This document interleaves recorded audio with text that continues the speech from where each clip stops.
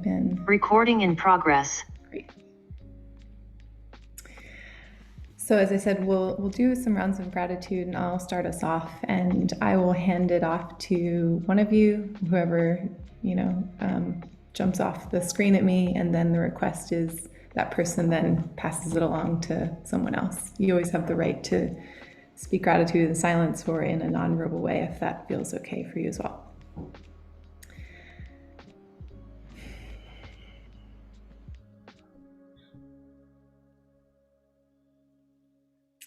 Today I am grateful for my body and my health, my mother's body, her mother's body, her mother's body, the earth's body, and the way we can connect to ourselves and the earth through the body. I am grateful for the spring blossoms that are happening outside where I am in Virginia.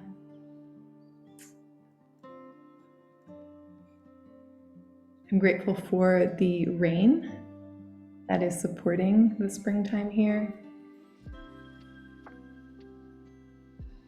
I am grateful for all the healers in the world doing really powerful, potent work right now, those lineage keepers who have preserved traditions.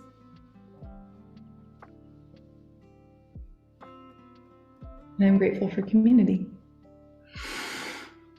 And with that, I will pass it to Nori. Thanks, Kathy.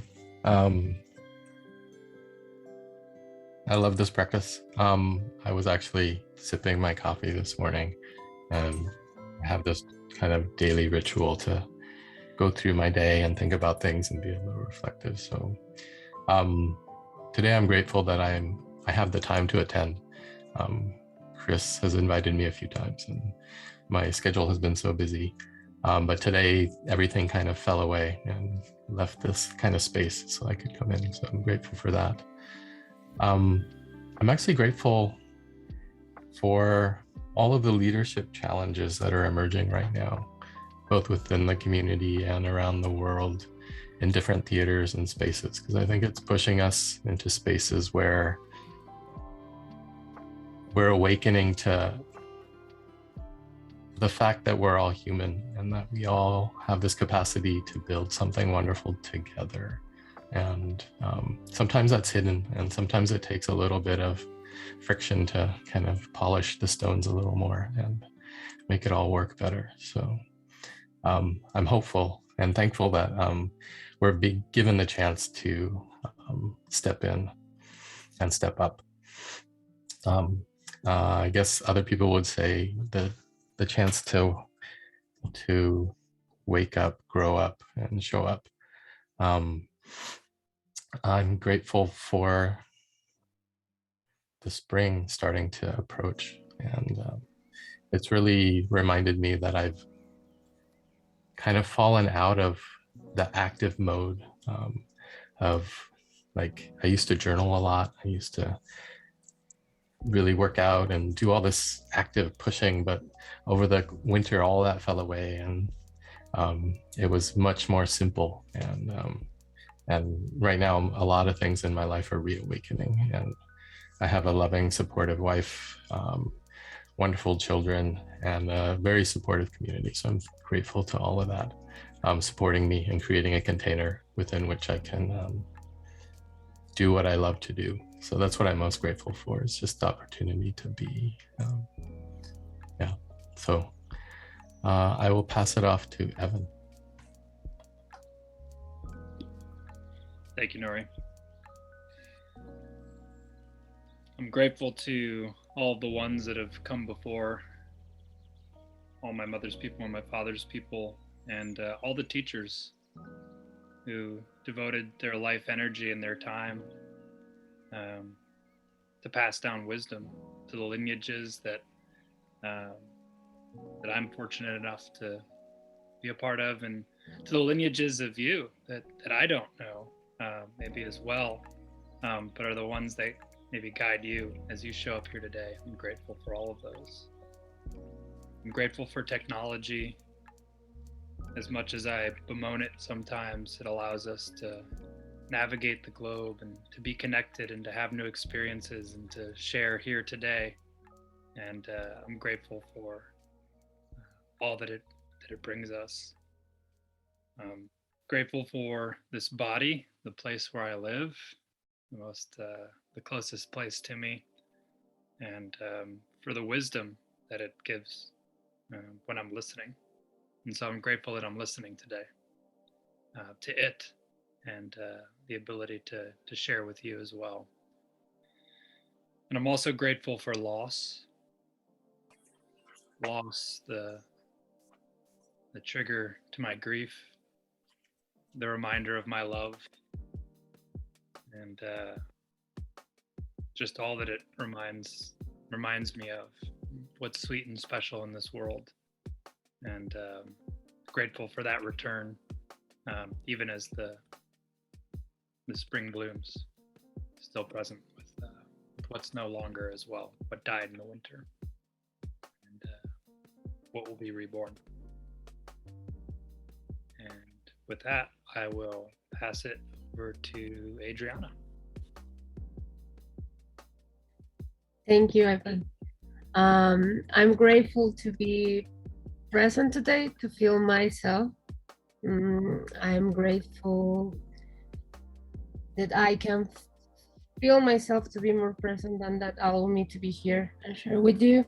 And sometimes it's hard because sometimes things happen, and I'm grateful for things to change because that allow me to keep growing, and for the sun because the sun gives me hope for tomorrow, for things to change, to keep moving, for being able to be open and not close myself. So I'm being here. I'm very grateful for being here.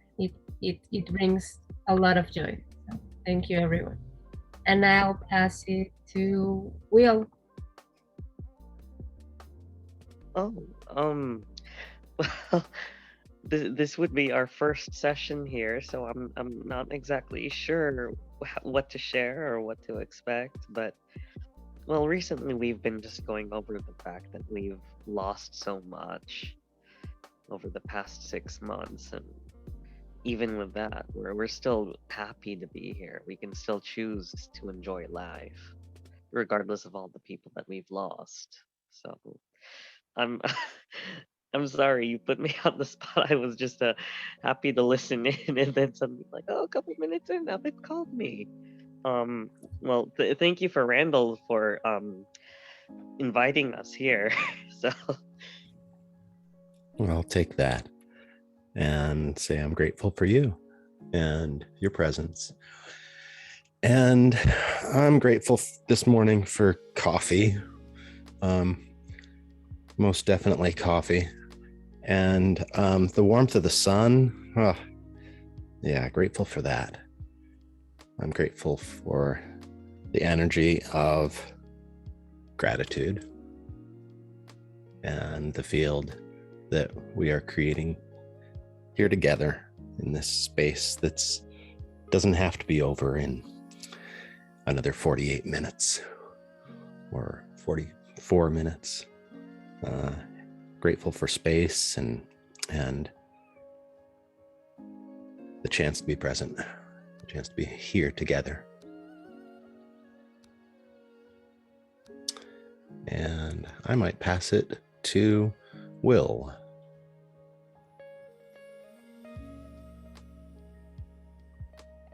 Hi, I'm grateful for religion, I guess, and whatever it was that let me. I don't like how I was taught a religion growing up, and I'm grateful that like I learned from it and was able to learn past it or whatever. I think it was very beneficial, I guess, whatever. I'm grateful for those that have come before us, particularly like the tech and science developments, because that is very much like what has got it's a large part of what's gotten us in this big mess that we're in. It's also allowing us to engage with each other all over the world and gives us reason for hope and very novel, very powerful tools. And I'm grateful for that. I'm a little intimidated about doing it right, but I'm grateful. Aaron?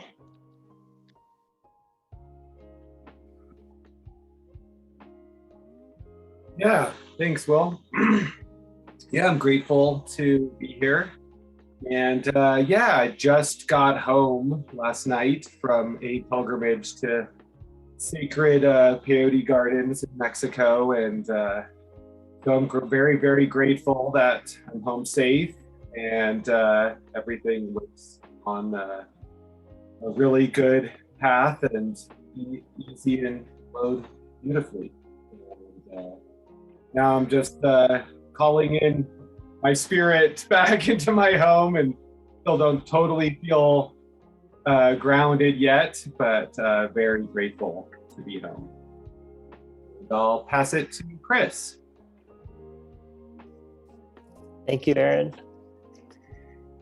Yeah, I'm grateful for all the beautiful faces I see here and the names of the folks who are here too. Grateful for people who've been willing to continue to join together in this. Grateful for the new faces I see, and grateful for the shamanic practitioners we have in the house here today. Grateful for Grandmother Moon. I'm grateful for the intelligibility of the living world. Grateful for Cerro Grande, Cerro Kumado, Kauyumari, Guri. Grateful for all the medicine and the medicine keepers and the ancestors. Grateful for family and grateful for my wife. It's her birthday today. So very grateful for her life and her love and all who she is. And I'll pass it to Maya. Thank you, Chris. What's been alive in me is gratitude for my friends in the past weeks and the way we can be there for each other and inspire each other and help each other grow. And been really appreciating that the past days. Yeah, and I'm grateful for this session. Made me go through old notebooks, and it was a strange experience. And of being able to revisit past versions of yourself and and see the growth and appreciate it today. And I'll pass it on to Arseni.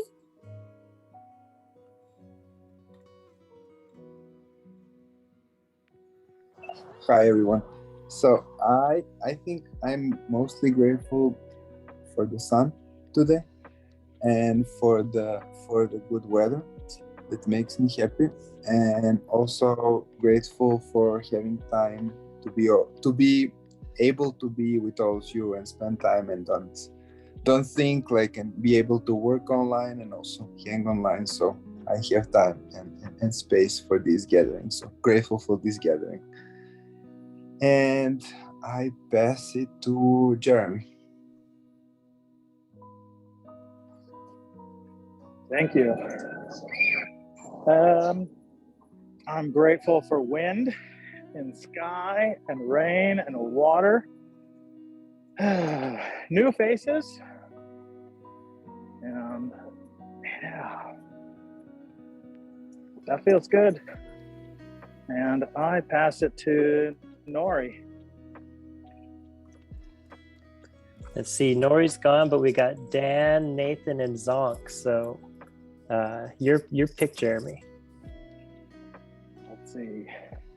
Dan, what's happening? What's up? Thanks for inviting again, Chris, to the space. I'm really grateful for this. Also, many thanks to Nori to putting some positive spin on the challenges ahead. Very grateful for that. I'm super grateful for all the ancestors and the Earth, Mother Earth, especially. Also very grateful for rain. We had a lot of it today here in Germany. Very thankful and grateful for the sacred sacraments of Mother Earth, all her medicine.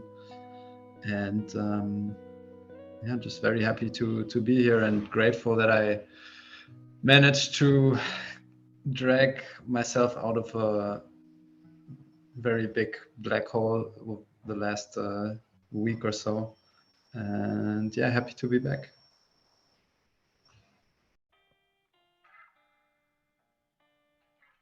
I pass it on to Nathan. Thank you, Dan. Good morning, everyone, or at least it's good morning here on the west coast of Turtle Island. I'm really grateful to be alive right now in this moment, and I'm really grateful for the opportunity to get to connect with all of you in this space here, this virtual or digital space that is being supported by all of these incredible materials and resources that came out of the earth and got shaped into different forms and connected together. And yeah, it's quite miraculous if I think about electricity and rare earth minerals and software and human connection amidst all of that set of relations. So yeah, I'm immensely grateful and excited to connect with everyone. And I pass it to Zonk.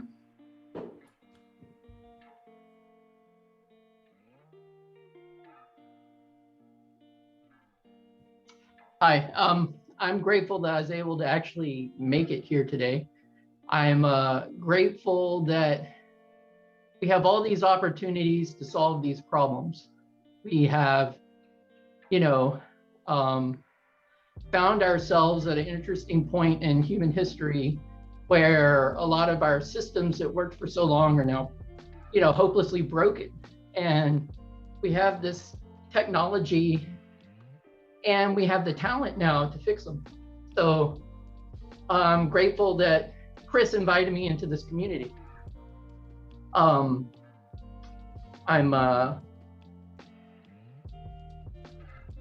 in awe of the power of humans to create new systems. And I can't wait to see where this goes.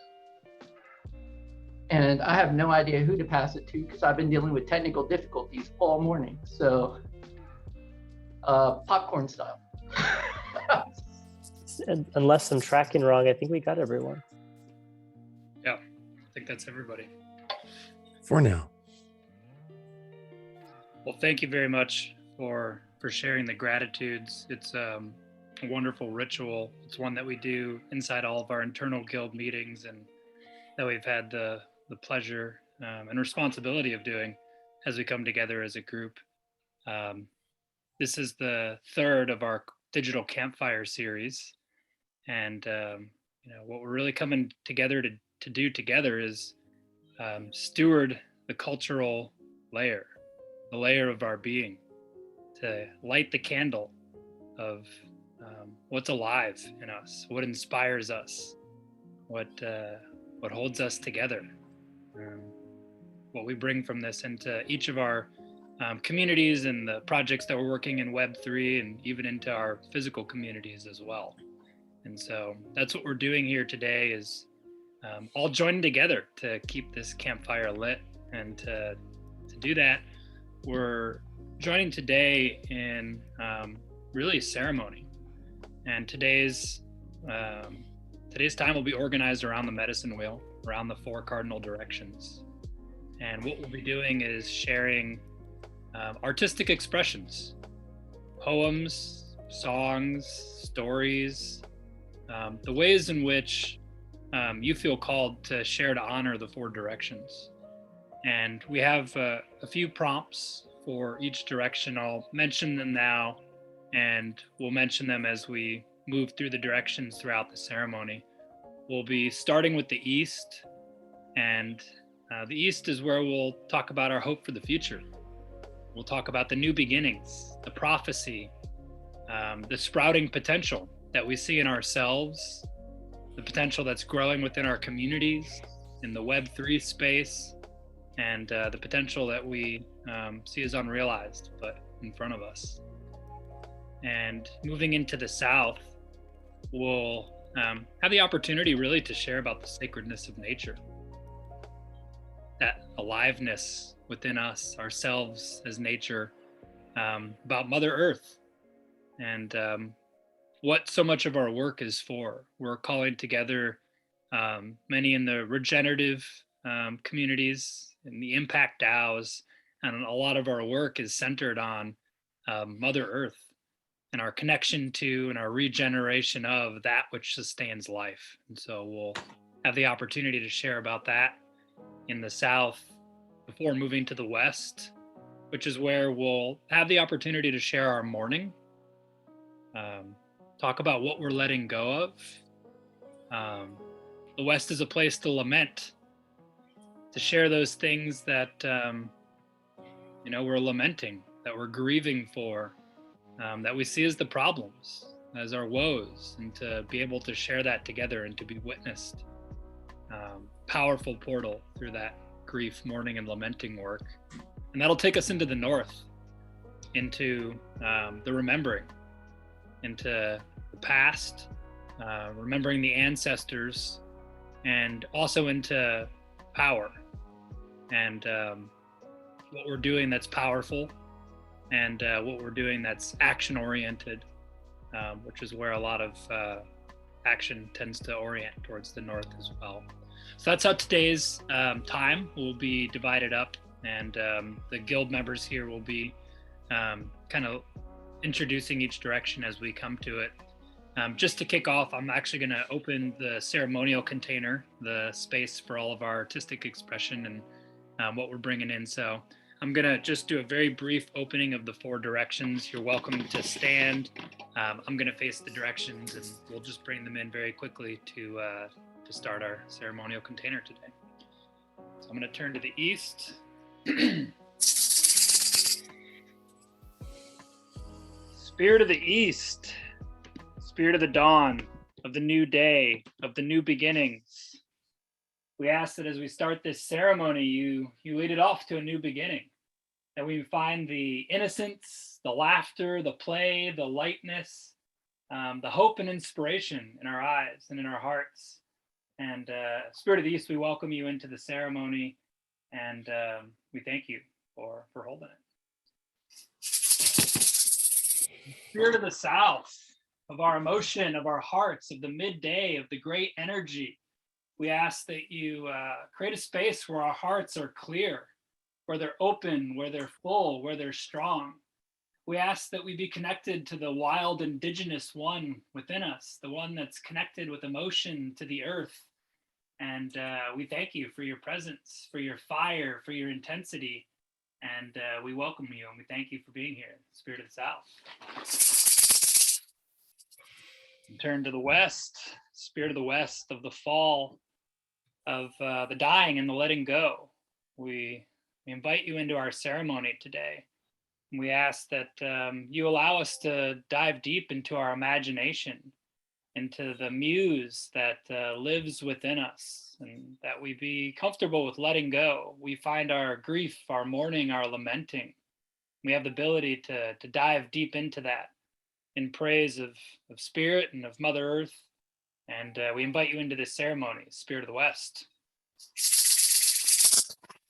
And turning to the North, Spirit of the North, of the winter time, of the season that we've just exited, we thank you for all of your darkness, place of community. We ask that you just help us to come into great community today, and that we feel empowered, we feel powerful, and that we feel connected to our ancestors, to those that came before us, and that we just feel well resourced as we go about our time that we're sharing here together. We invite you in. Thank you, Spirit of the North. And turn to the sky, Pachitata.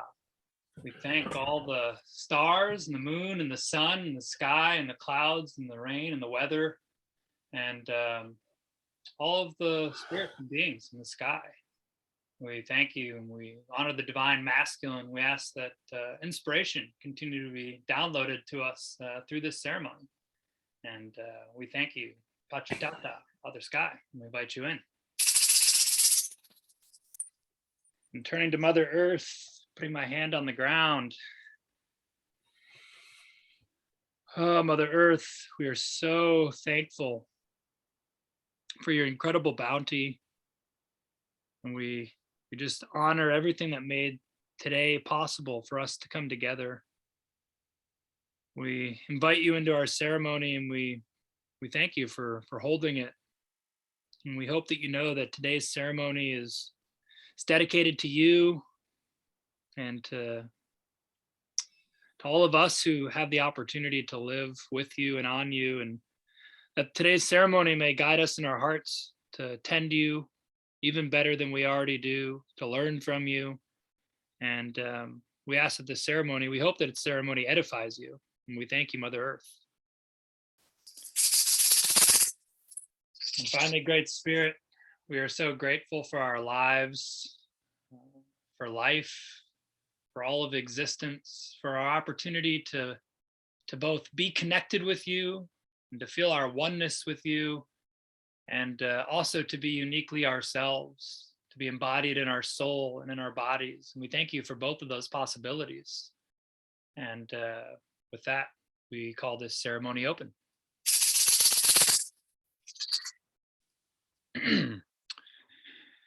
And so we're going to start today in the East. And like I shared, the East is, the East is where the sun comes up. It's the dawn. It's the new beginning, where we first see the sun poke up over the mountain in its few rays. It's the place for hope and inspiration when that new day is sprung. And the whole day is still in front of us, right? Today, we can make anything of it. And we'll start today in the East, which is the space for really our artistic expressions around the prophecy, what we're dreaming for the future of the Earth community, of all of our communities and our interwoven hearts, our connectedness. And I'm actually going to kick us off with a poem that I wrote, and it's about the potential within us, and the potential within our souls. This is a piece that I wrote a couple months ago. It's a short piece and it's called The Seed. And it goes like this. There's something lurking in you, an urging, it's urgent and it wants of you. A certain purpose, it wants what's true, what's burning, this new version of you. Beneath the surface, another person longs to come through. This seed you have seen, in brief moments it seems, the scene's so perfect, 'twas if you yourself were a dream. Your life itself, you didn't ask what it means. You simply knew all that's true, what's ingrained in your genes. Your true potential just waiting to sprout under layers of programming, expectation, and doubt. Essence can be felt, but not figured out. Presence of a guide can help you find your route. Lessons learned inside, what this one precious life is all about. A descent into darkness, one's own mystery, facing past events, the hardest of your history. Embracing the extent of your wounds and misery, under many moons lament and stay in inquiry. Mother Earth, a whisper, a present, your true name's victory.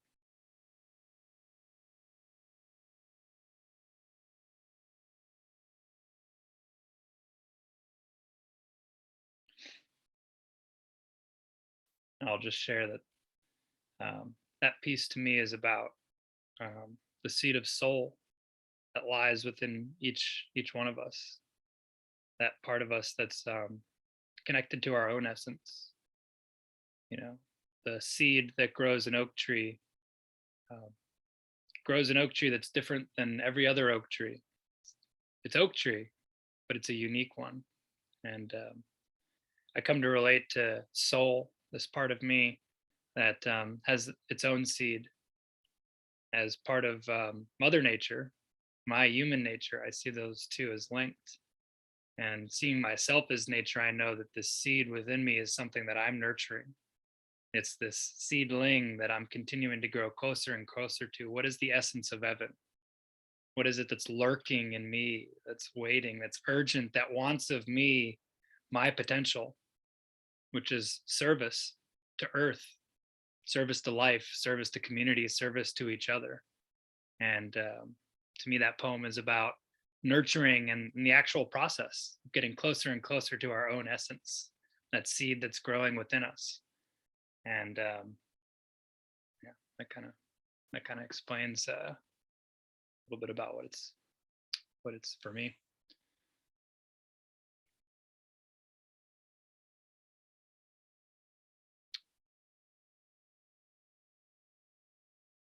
If anybody had anything that came up for them during that, you're welcome to share. And you're also welcome to hop in with something of your own as well. Dan? I could connect very well with it, even though I didn't get every word, I think. But the energy was quite on point, and I felt reminiscent of my own inner battles when one is unsure if the voice is really from deep down or someone else's voice that is trying to sound like your own. And so yeah, I liked it a lot. I enjoyed it. Thanks for sharing.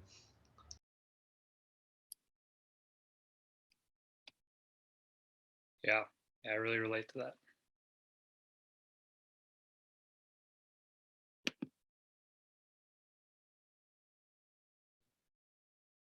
Yeah, I think I could share. Thanks, Evan. You guys hear me okay? Yeah, the sharing artistic expressions. I do interactive art, and but it's an experiential art, so it's kind of hard to share in like a little window here. But I invite everyone to check out my website, which is just my full name, aaronharrington.com. But it was sort of interesting. There's an artistic expression that, I don't really share publicly much. It's not part of my artistic practice, really.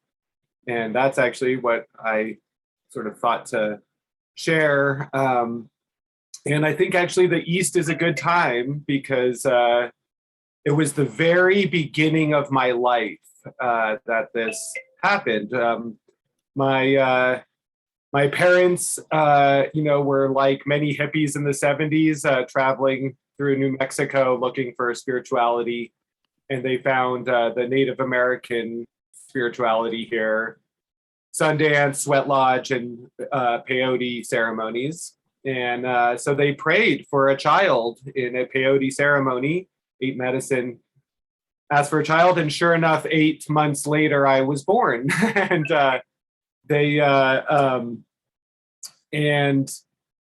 so they did another ceremony to honor me. Sorry, that is, and to thank that I was born. And it was a naming ceremony. And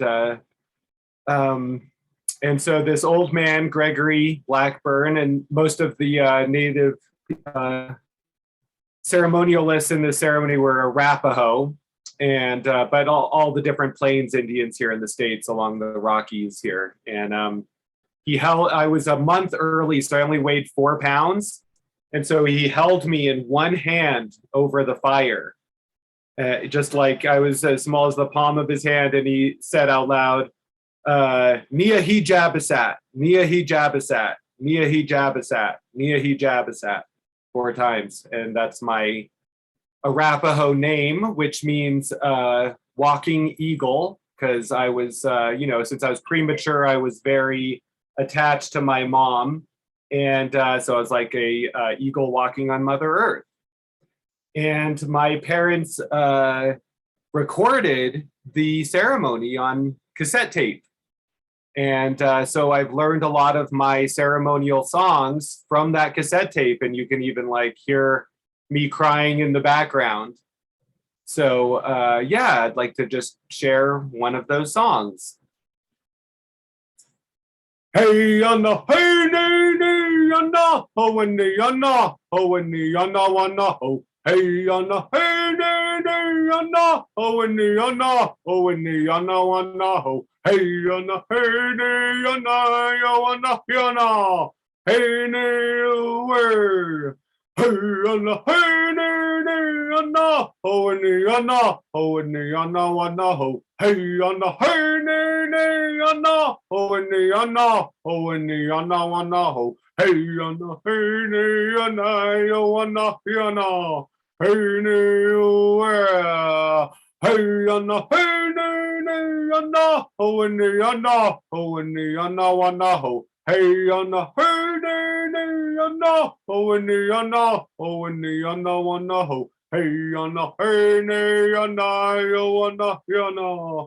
Hey nee where? Hey Anna, hey nee Anna, ho and nee Anna, ho and nee Anna wanna ho. Hey Anna, hey nee Anna, ho and nee Anna, ho and nee Anna wanna ho. Hey Anna, hey nee Anna, yo wanna Anna.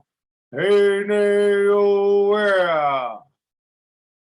Thank you. Far out.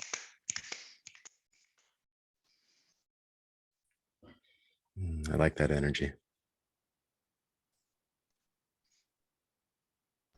That was amazing. Thanks for sharing, man.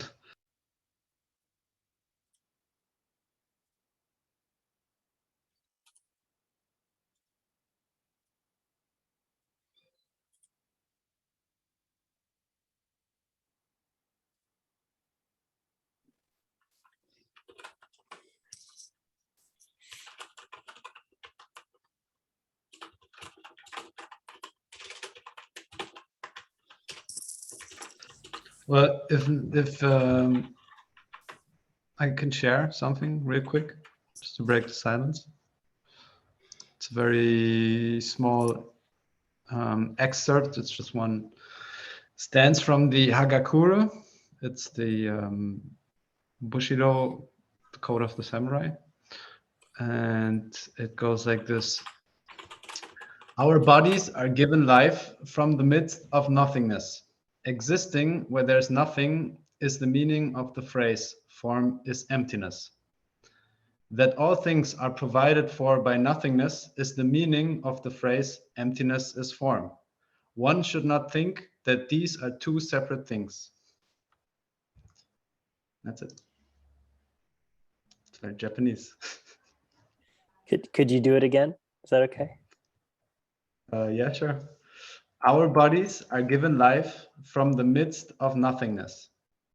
Existing where there is nothing is the meaning of the phrase, form is emptiness.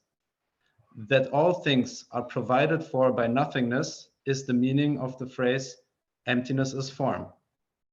One should not think that these are two separate things.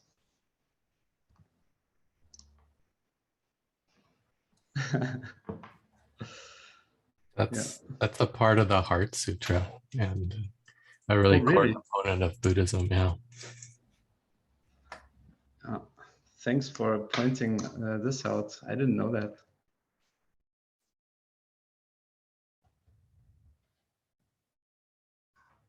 Yeah, I think the Bushido Code is, even though it's quite violent in some cases, I mean, it was about how to be a samurai in these times, and they did kill people, but it's a lot is taken from the Buddhist way of life and the Buddhist way of thinking.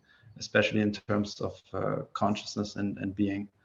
And yeah, that's why it's super fascinating to see it brought into the context of actually killing other people. Very fascinating.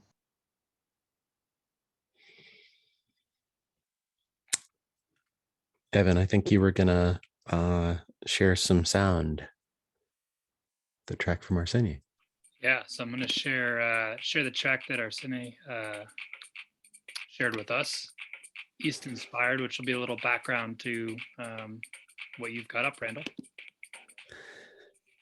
And I love that we've got some words and some poetry and some rhythm, and I wanted to add a little bit of visual here.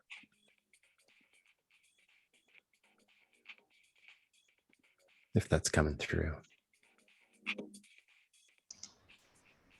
Yes, dope.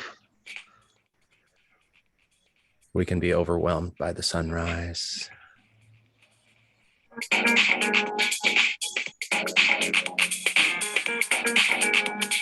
But it can also bring us peace.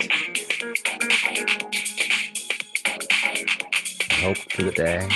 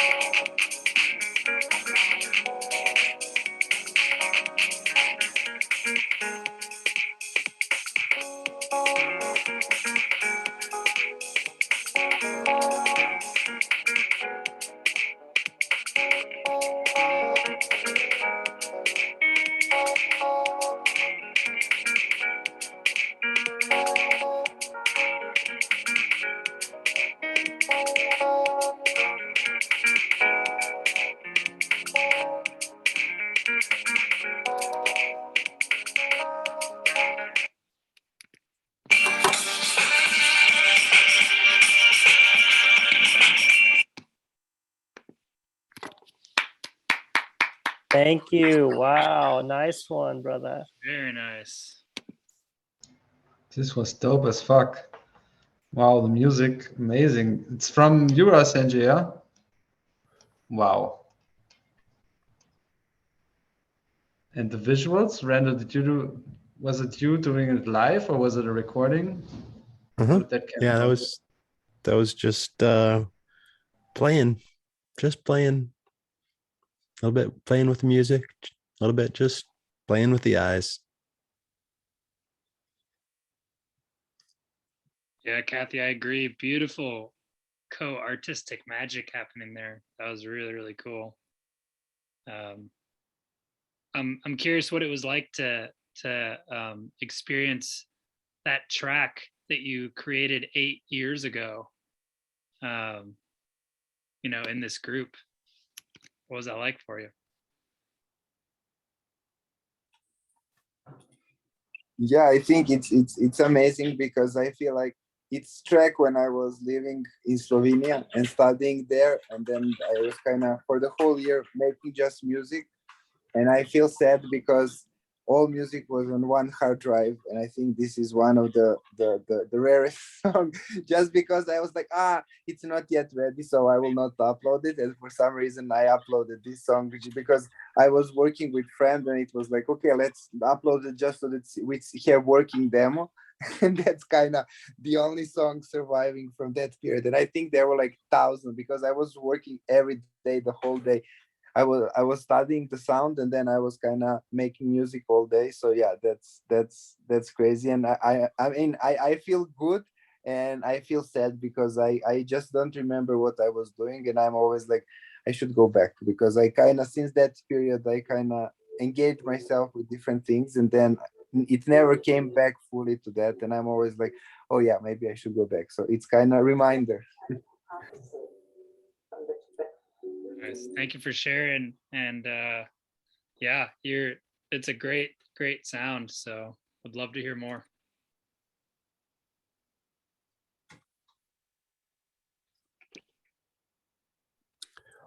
Is the sound coming through on this?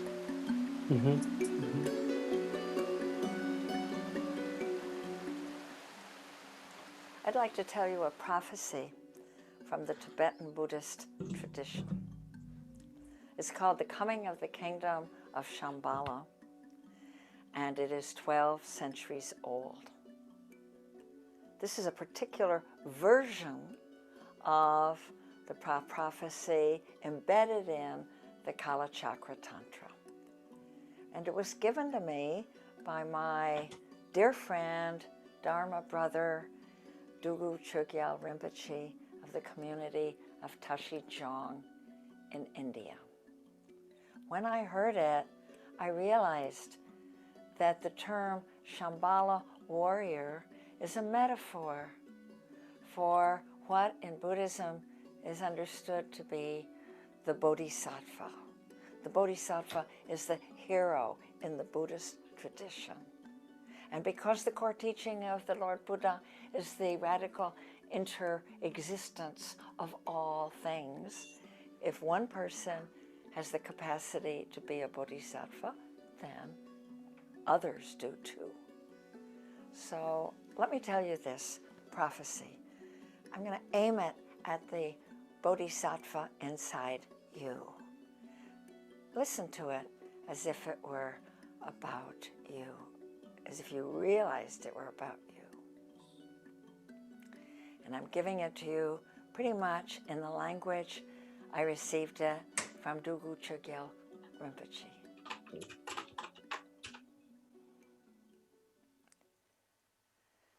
There comes a time when all life on earth is in danger. At that time, great powers have arisen, barbarian powers. And although they waste their wealth in preparations to annihilate each other, they have much in common. And among the things these powers, these laleux, barbarian powers, have in common are weapons of unfathomable devastation and death, and technologies that lay waste the world. And it is just at this point in our history when the future of all beings seems to hang by the frailest of threads, that the kingdom of Shambhala emerges. Now you can't go there because it is not a place. It exists in the hearts and minds of the Shambhala warriors. And actually, you can't tell a Shambhala warrior by looking at her or him, because they wear no uniforms, no insignia. They wield no banners. They have no barricades upon which to climb to threaten the enemy or behind which they can rest and regroup. They don't even have any home turf. For the Shambhala warriors have only the terrain of the barbarian powers to move across, to act upon. Now the time is coming, Dugu Gyal Rinpoche said to me, when great courage is required of the Shambhala warriors. Moral courage and physical courage. And that's because they are going to go right into the heart of the barbarian powers to dismantle their weapons. They're going to go into the pits and citadels where the weapons are made and deployed. They're going to go into the corridors of power where the decisions are made to dismantle the weapons in every sense of the word. Now mark this, said Gyugyal Rinpoche to me. The Shambhala warriors know that these weapons can be dismantled because they are manomaya. That means mind-made. Made by the human mind, they can be unmade by the human mind. Because the dangers that face us are not brought upon us by some satanic deity or some evil extraterrestrial force or some unchangeable preordained fate. They arise out of our relationships and habits, out of our priorities. They are made by the human mind. They can be unmade by the human mind. So, he said, now is the time the Shambhala warriors go into training. How do they train? I asked. They train in the use of two implements, he said. Actually used the word weapons. What are they? I asked, and he held up his hands the way the dancers hold the ritual objects in the great Lama dances of his people. And he said, one is compassion, and the other is insight into the radical interdependence of all phenomena. And you need both, he said. You need the compassion because that provides the fuel to move you out where you need to be, to do what you need to do. And it means not being afraid of the suffering of your world. And when you're not afraid to be with that pain, then nothing can stop you. You can be and do what you're meant to. But by itself, he said, that implement is very hot. It can burn you out. So you need the other. That other tool, the insight into the radical interconnectivity at the heart of existence. The web of life, our deep ecology. When you have that, you know, he said, when you understand that, then you know that this is not a battle between good guys and bad guys. You know that the line between good and evil runs through the landscape of every human heart. And you know that we are so interwoven in the web of life that even the smallest act with clear intention has repercussions through the whole web beyond your capacity to see. But that's kind of cool, he said. It's maybe even a little abstract, so you need the heat of the compassion. That's the prophecy. And if you've seen Tibetan monks doing chanting with the hand gestures, the mudras moving, likely as not, they are dancing the interplay between compassion and wisdom, which is there for each one of us to embody now in our own way.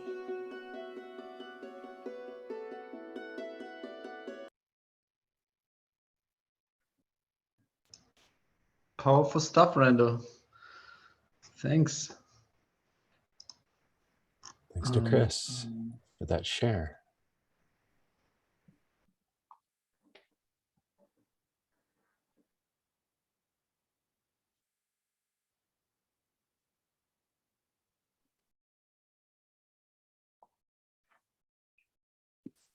I see Josh has joined us. Hey, brother.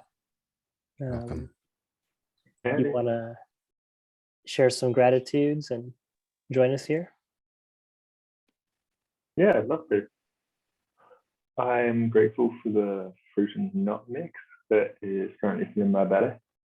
The airplanes which we travel on and are going past my window quite regularly, like metal birds. Warm tea is always lovely, as well as a working set of headphones with a microphone on it, which occasionally goes dead and dodgy, which may be happening now. I'm grateful for shoes. They're useful. Paint on the walls is good. I think I'm going to just stop, but it's good to be here. Good to have you here, brother. Yeah, thanks for joining us.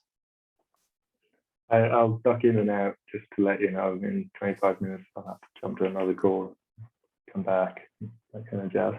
Hey, Kathy, good to see you again. Been a while.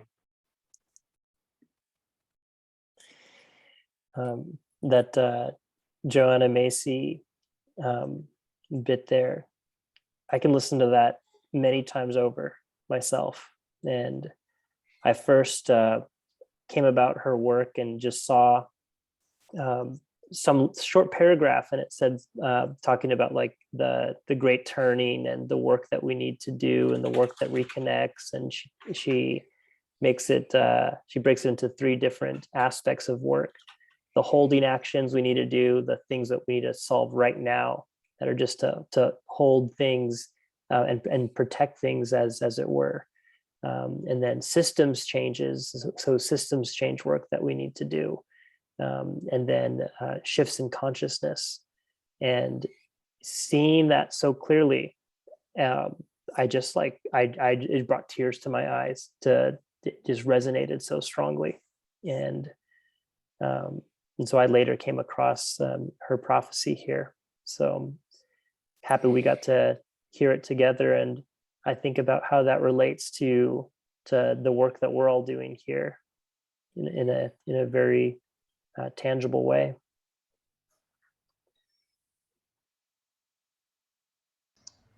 Absolutely. I feel it just as you feel it, Chris. And that's why I'm very thankful for us coming together here, because for me, sometimes it just feels as if it's not enough and not fast enough, because there's so much going on at the same time, and it just feels like there's not enough Shambhalic warriors around.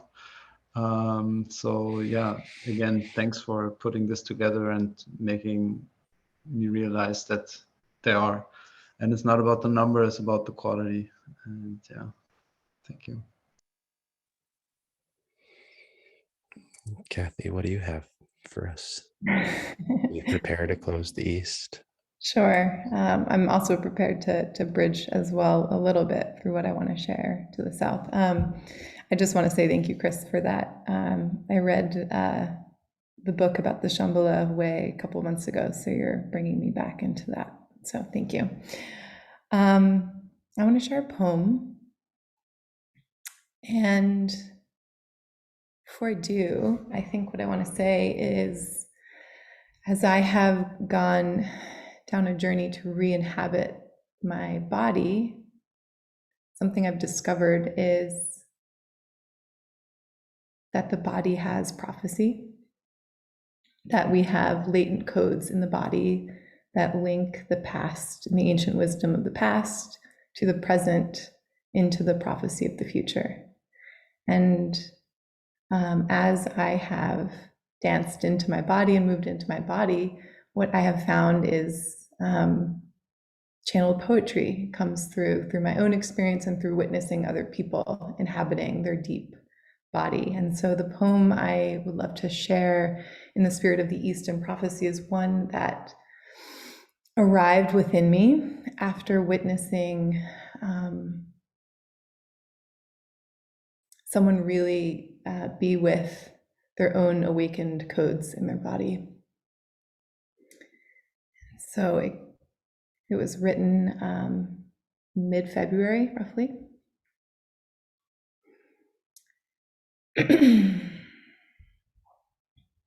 Quantum leaps are theories in a book, possibilities in the mind, reality in the body, sometimes from within, sometimes from without, rushes in like a wave, floods like a monsoon, opens like a quake, a body-splitting door to a new dimension that's been right here, ajar all along, awaiting with holy patience.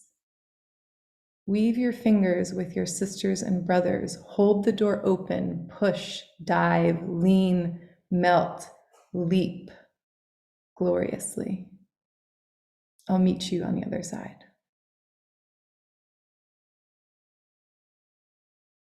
Thank you.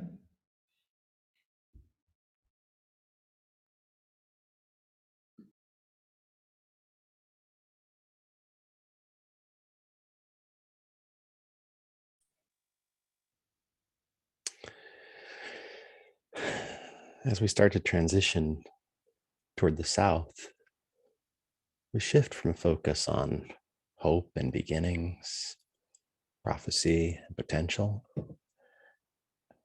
and we start to look at the sacredness of nature. And I have a very small share that might just give us a shift in that direction.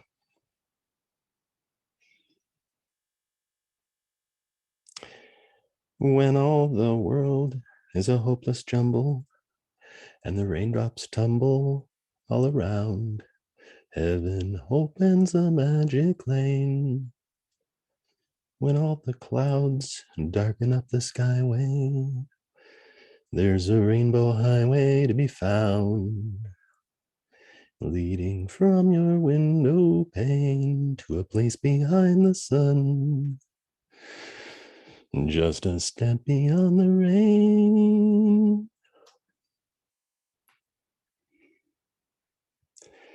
Somewhere over the rainbow, way up high,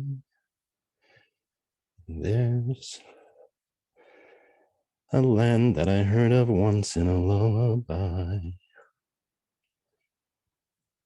Somewhere over the rainbow, skies are blue,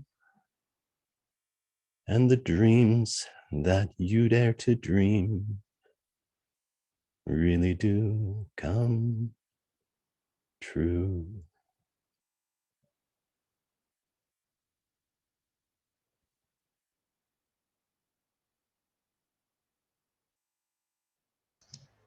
Thanks, Rando. I didn't know you could sing that well. That's amazing. If I didn't have stage fright, it'd probably be better.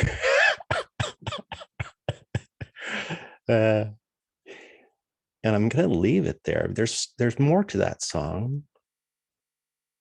Actually, I'm not going to leave it there. There's one more bit, and it speaks to hope.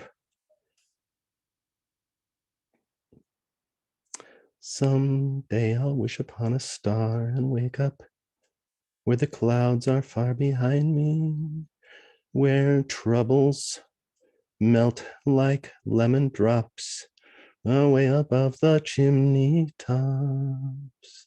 That's where you'll find me.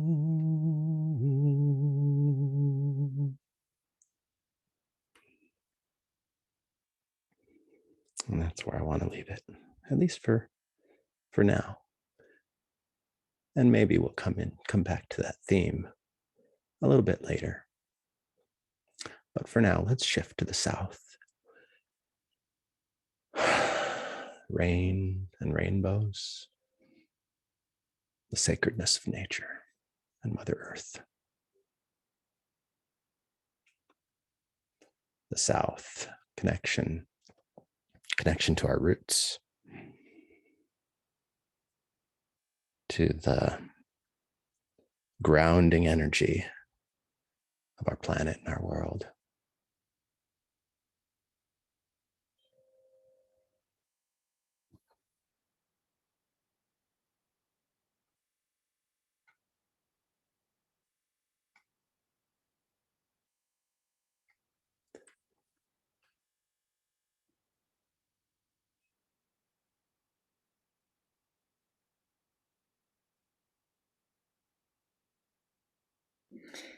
I have an offering into the south, which is more of just an offering to connect to your energetic womb, which everyone has, and to find gravity in it. And that could just be feeling the gravity into that space as we move into the south. And from that place, maybe something we'll want to express, but just an optional invitation to feel into that space that maybe a relationship wants to deepen there.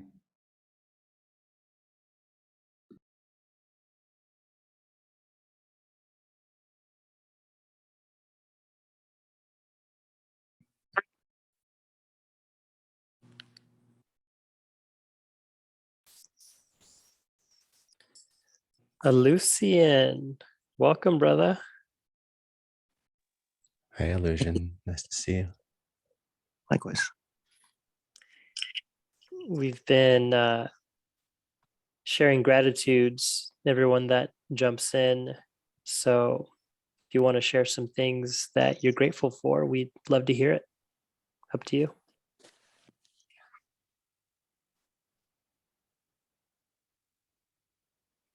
It's totally okay to take a pass.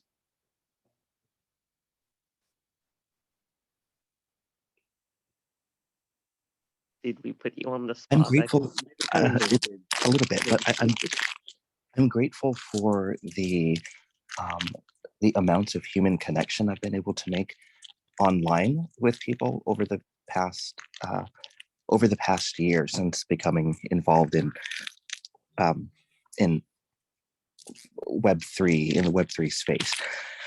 Yeah, it's just been really incredible. Like Wheels, for instance, is Wheels in here? Yes, I am. Yeah, they are. Like meeting Wheels in February and just being completely open and having deep conversations with each other and getting to know each other so well. And just that kind of opportunity that I've had in this space has been really great. So I'm very grateful for that. Oh. Thank you. Thank you.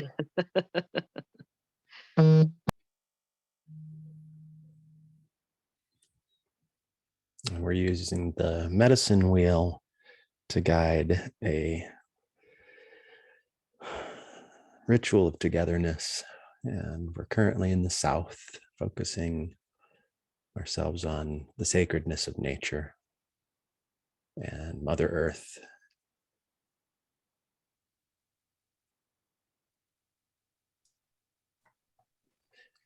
With And that, good.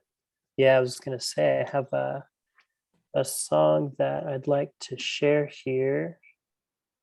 That this is Aaron's wife, a teacher. Randall, if you're able to put that one up again, your sound is reliable and good.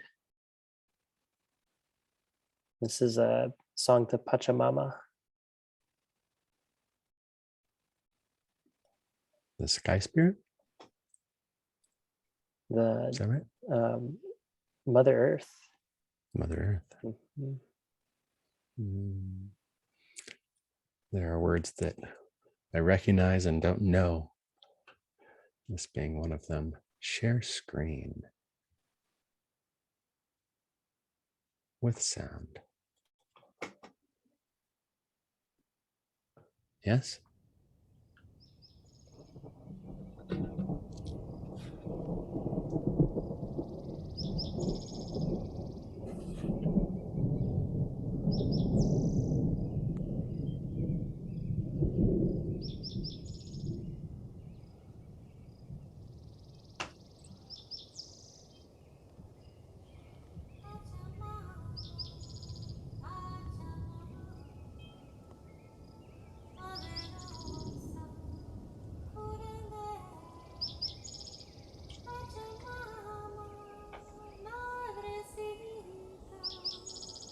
Pachamama, Pachamama, cuidandito cada uno. Gracias, Madre Grande, Pachamama, poderosa, curandera, grandecita, abracita, corazón, corazón, grandioso, corazón, con amor, amorcito de Pachamama, Pachamama, qué hermosa, Pachamama, qué bonita, grandiosa, grandiosa, Pachamama, Pachamama, limpiando todo hucha, limpiando cada uno en el mundo, cura, cura, Pachamama, balanzando, balanzando, Pachamama, balanzando, cada uno, con espíritu, subiendo, sube, sube, conciencia, conciencia, cada uno conectado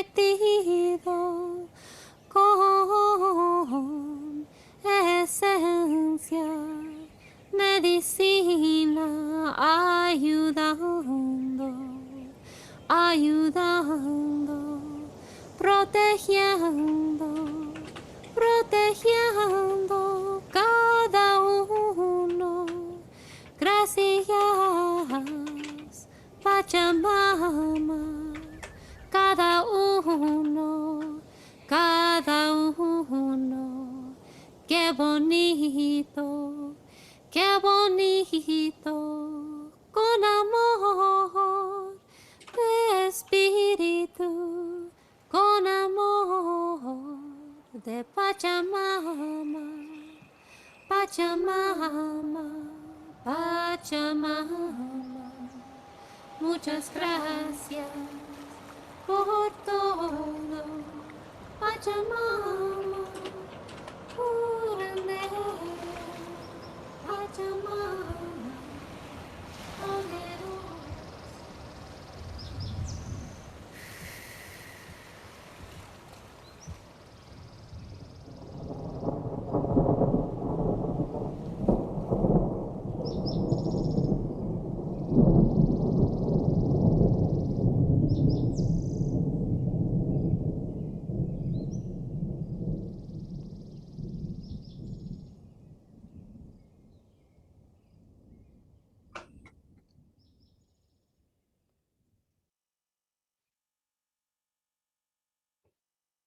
I like that.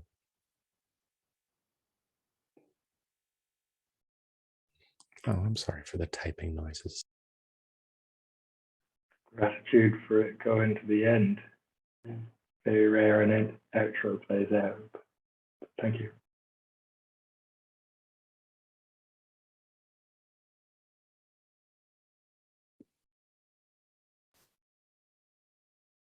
Thanks for sharing, Chris. I love that song.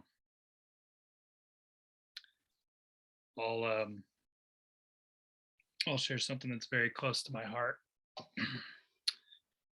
My family's from Michigan, and in northern Michigan, we have a cabin overlooking the Manistee River.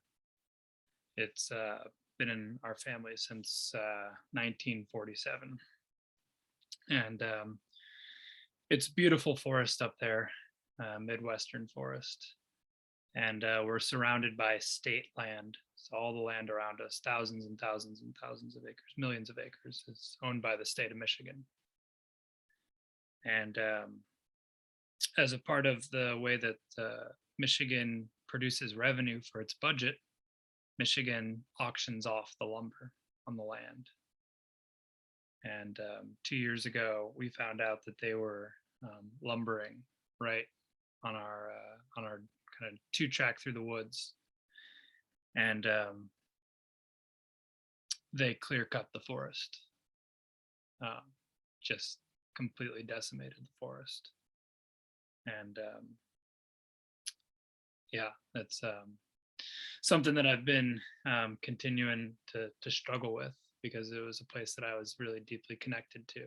I was 2 weeks old when my eyes first saw this forest, and have been walking in it ever since I was a little boy. And so this is a piece that I wrote standing in the field where there's nothing but slash and stacked logs as the logs are being stacked to be trucked out. And it's a piece about the forest. I was just 4 weeks old, and my eyes peeped to behold the forest surrounding my family land, and I grew to love the trees, their conspicuous, deciduous, continuous, mellifluous gifts that lift the spirit and soothe the soul, where the nervous system relaxes to lose control. In the spring from beneath the snow, burst the bracken, these ferns with their glow. Now I know spring abides, bringing its buds the flower of nature's tides. They bloom, and soon what resumes is an exciting boom of life, igniting each species with renewed vigor and sprite. Spring fades to summer with heat and its thunder, and species so diverse they'll capture your wonder. From under the floor of leaves and needles emerges jack pulpits, snakes and beetles. Lilies, mushrooms, overhead flies eagles. As chipmunks and squirrels circle pines so regal. Maple and oak on full display, as the wind blows, the aspens shake, shimmer and sway. One summer in the height of the green, the forest held the enthusiasm of 2 young teens who hauled lumber down the route, a treacherous hill so we could build the tree house. By the river it was covered in shade, a lover of our days, enjoying sounds of us enacting great plays. Perhaps you too remember your meandering ways. It's these same woods where fall's magnificent splendor enters the eyes, how such colors are rendered. I remember the leaves as they rustle, branches laid bare, leave much light and harvest in the air, reds, yellows, and oranges displayed with great flair. And then came the man with his engine and might, and despite their great size, these trees couldn't mount to fight, as they were leveled and clear cut with sheer disregard for the precious life that lived near. 'Twas a great sin, I grieve for all my Saul fallen kin, knowing these eyes will never see their sight again. My anger, my rage cannot be contained anymore. Ripped through my bark, sap leaks from my core, I'm gutted. How many years will it take to grow back half as good? 100. My tears and my cries pale in comparison to the scale of our logging magnified across the globe. Continents are beside, and yet I see so few equally horrified.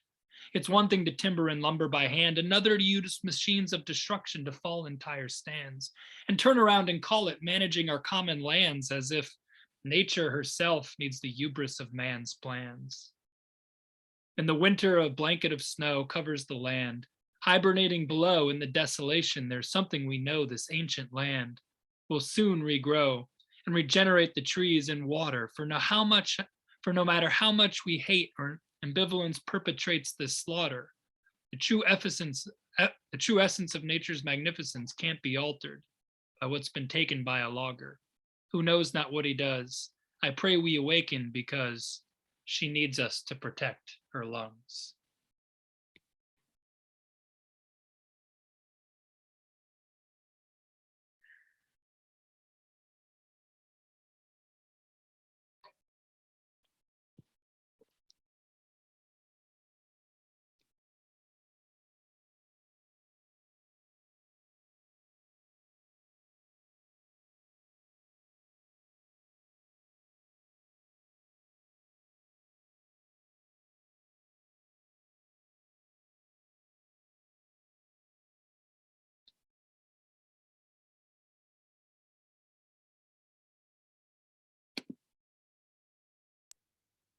Thank you, Will.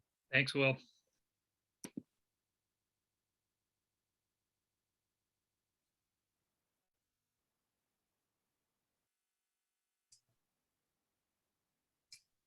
Thanks, Evan. I think I was speaking with my wife, who is doing her master's degree right now on place-based education and trying to bring Indigenous wisdom back into our classrooms without appropriating, which is a really fine line to walk. But one of the conversations we had was around how easy it is for industry to take and see nature just as raw resources. And one of our thoughts was that we didn't have the stories and the connections to the land that made it part of us. And because of that, it made it very easy to other nature to the point where it was an object, a resource to be harvested and taken.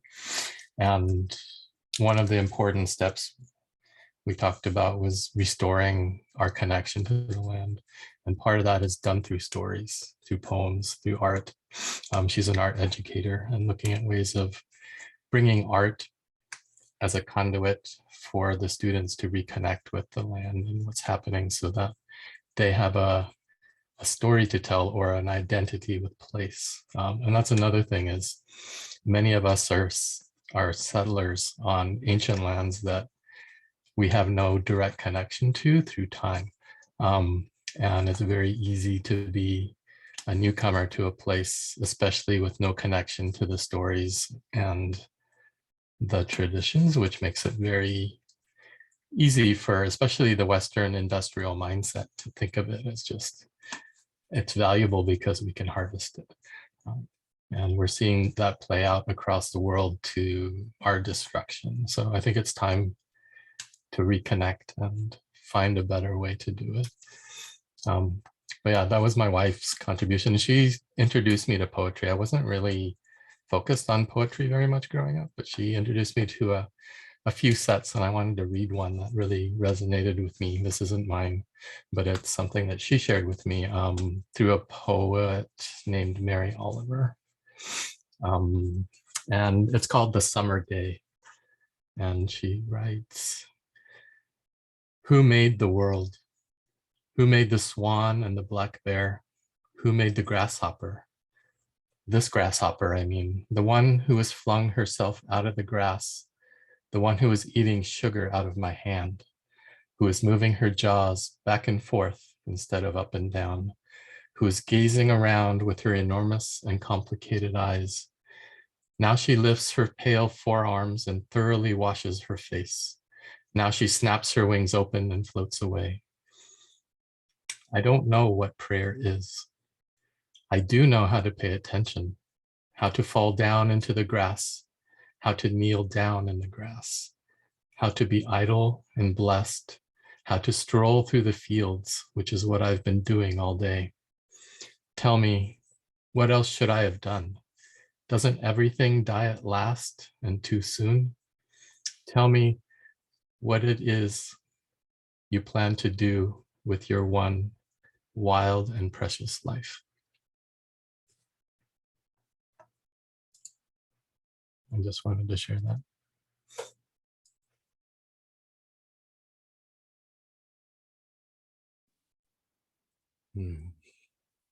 Thank you for sharing, Nori. That last line, what you do with your one wild and precious life. It's something that reverberates for me and has been since I've heard this poem last year. Thank you.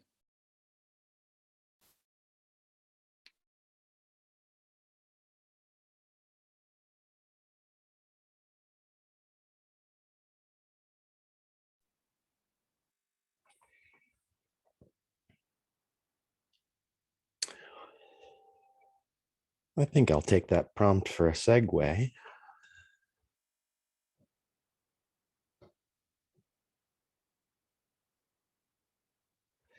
There's a land that I heard of once in a lullaby. It's a line from a song sung by Judy Garland in a very old movie, the first one of the first movies that used Technicolor, The Wizard of Oz, of course. And she said, "Someday I'll wish upon a star and wake up where the clouds are far behind me, where troubles melt like lemon drop." What a bunch of crap. I wanted to rewrite it. Someday I'll wish upon a star and wake up saying, someday really is too far. Somewhere over the rain. No. Somewhere under the rainbow, you and I.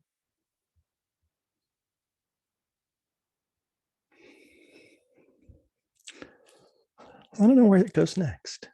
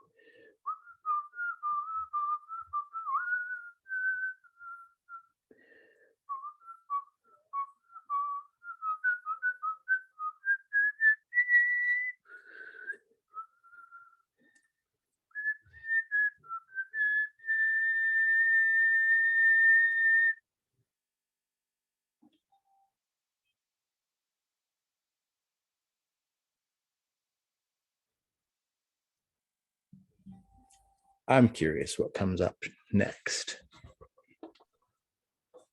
for you as we shift from the south. I will. Hi. Hi. You hear me? Yeah. Okay. So talking about Technicolor, because that has been something that I remember seeing Disney fantasy, and it was about super colors, and I was very small, and I think that always came back in my life in a way or another, like colors. And I want to share, if I can share my screen, this. So I'm a photographer, so what's more dear to my heart are the pictures that I just do because I walk and I discover places, but for some reason, I always attracted to flowers or things about water. I remember dreaming about being a flower one day, and it just started popping things like for the last year for working with flowers more deeply and to understand where this kind of curiosity came from. And this is like the picture, the actual picture. This is a poppy, Mexican poppy. Mexican poppy is like a high, this very is used for different, for very different things, for healing. It's very uncommon that people know that it's for healing, but I just discovered that after I took the picture, because I was in a garden filled with them, and it was like, oh, these flowers are so beautiful, the pines, the colors, like it was super weird for me. And I mean, it's Mexico and they're all over, but for some reason I was caught in that moment for that. And then it was the birthday of a friend, and I was like, I always select, like I go to my library and I start working with what picture, and then I start the process, and then it becomes something like this. Because I like the layering of the flower. I mean, what I see in the flower is the beauty of it, but for me, it speaks more in depth of a language that I kind of tend to understand, or at least grasp with my imagination, and I can make a world out of that picture. And it's like a language that I kind of work in the process of doing the picture. So that's the result of I think this kind of engagement with color that I have since I was little, and then the kind of a communication that I established with this flower in my imagination. Or maybe it's just that I'm just really so deep into looking at them when I take the picture for different angles, that I kind of discover this whole world in itself. And the other example is this is pictures that I took in Puerto Morelos. Puerto Morelos is in the Mexican Caribbean. And unfortunately, I have been going there for the past 15 years, and it's a national park of reefs. But due to the exploitation of the park, it has been decreasing in its beauty. It's not that it's not beautiful right now, it's just that you can see the suffering for still holding in the reef. And the first one is the sun. It's like a kind of an icon of that was on the floor of some cenote in Yucatan. And it didn't make sense because it's like in different periods. But at the end, when I was working, I kind of compile everything. And what I was working was in this universe that it's combining this Mayan communication with water, because cenotes are the way in which the life, it's life in itself. It brings life in the world, right? And it's like a huge connection into all these lands. And it's just like the essence. I try to grab the essence of the beauty that they have, but not what you are seeing in itself. It's just because in the essence, it's life. So and we hold life from each other. That's why it's like different spheres that represent people, because we in itself are a universe, and we in itself are water, because we in itself belong to life, and we are life in itself. So yeah, I wanted to share that. And based on that, I write something that it's called regenerative photography that I'm working on. I'm trying to make sense of that. And I write, is collecting the ashes of a time without time, which is just by being present. It is a sense of what it is, where everything and everyone belongs, and we forgot to be. It is the hope, the minimal expression of all that we cannot refuse to be. Whole is one. Fragment pieces, pieces that I collect in my wanderings by just observing that in each thing and being, I find myself. To glance at color where things seems to be deep gray and face the darkness that looks shiny and colorful. In balance, and constant becoming. The energy that I capture and I release with your gaze. I looking at me, you are me, and I am you. We're only one. To create, to love, and believe. Living in love and appreciation. The opportunity to sow fruit, a gift that someone may need. Give life to what seems dead and sterile, but which in its essence has always been love and hope. So yeah, I think that's something that popped because I was traveling with my mother last year in the Riviera Maya. And I had these encounters with Mayan people. Out of the blue, I was there and this guy came to my house because I needed something to be fixed. And he was Mayan.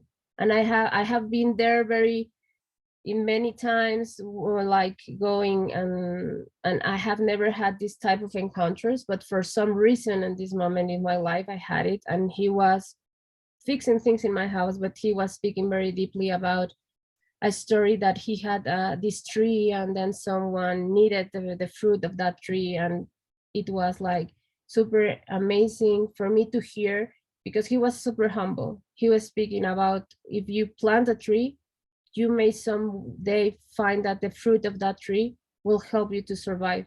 And she suggested me to plant a tree, which months after I planted a ceiba in my house. And unfortunately I had to go, and I had palm trees and I started like making sense of putting a tree in my house. The palm trees unfortunately are gone now, but the ceibas are there. And my ceibas are the Mayan sacred tree and are the ones that are really holding still in my house, and they find a good way to keep growing. So yeah, that's my share, and I hope it makes sense and brings some joy today.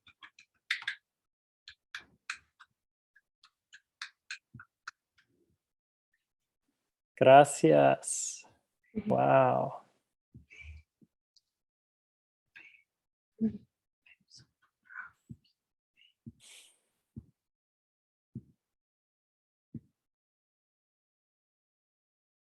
Yeah, it's just stunning. And speaking of Maya, Maya, I saw that you put an image there. You want to tell us about it? It's really stunning too.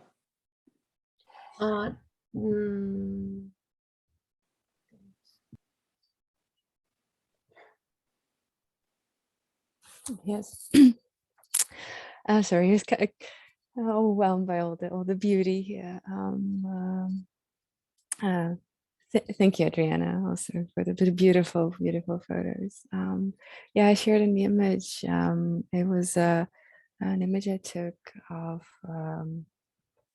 as I was saying goodbye to a place I was living for 4 years, and it was actually first place that I really lived in nature and a bit of a self-sustaining kind of life. It was a very energetically powerful place. It was on where two rivers meet, and the river was flowing all around the house. And, very beautiful, very energetic place, like I said.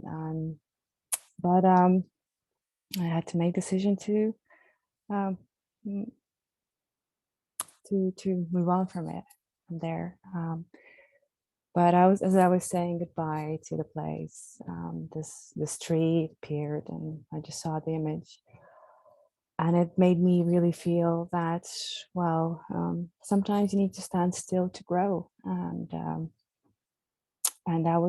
that place was that my standing still and just being in there and really growing as a person. And yeah, and I was very happy for that revelation that that tree gave me, and made me have energy to say goodbye, and move on. So, but I feel like almost taking it to the west now. um, Thank you. Thank you. Thank you. Thank you. Yeah. And I'm with you on that. Is there anything else that wants to be shared here in the South before we move to the West? Just heard these really strong winds from outside. I think they're ready for the West too. Good. Just okay.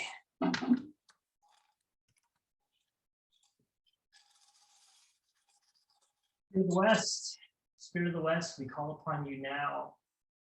We call upon you and we ask you to help us to let go of that which is ready to die, that which is ready to fall away. We ask for your assistance in our mourning, in our lamenting, in experiencing this aspect that makes us whole. We thank you for your beauty. We thank you for your power. We welcome you into the ceremony.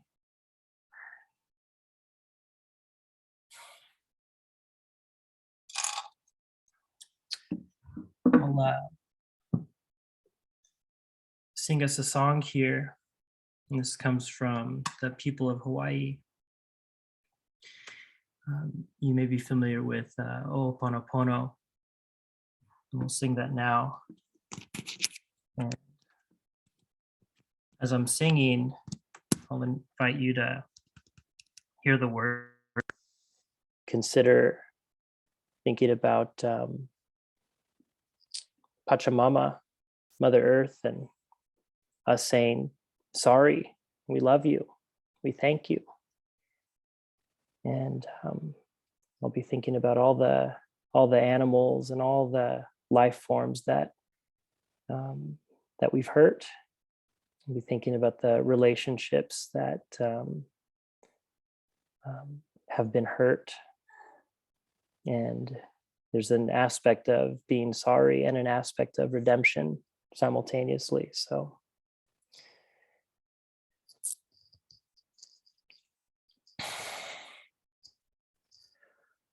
Ho'oponopono, Ponopono, Ponopono, Ponopono, Ponopono, Ponopono, Ponopono, Ponopono, I'm sorry. I love you, please forgive me. I thank you, I am so sorry. I love you, please forgive me. I thank you, oh, Ponopono, Ponopono, Pono, Ponopono, Ponopono, Ponopono, Ponopono, Ponopono, Ponopono, I'm sorry. I love you, please forgive me. I thank you, I am so sorry. I love you, please forgive me. I thank you, oh, Ponopono, Ponopono, Pono, Ponopono, Ponopono, Ponopono, Ponopono, Ponopono, Ponopono, Ponopono,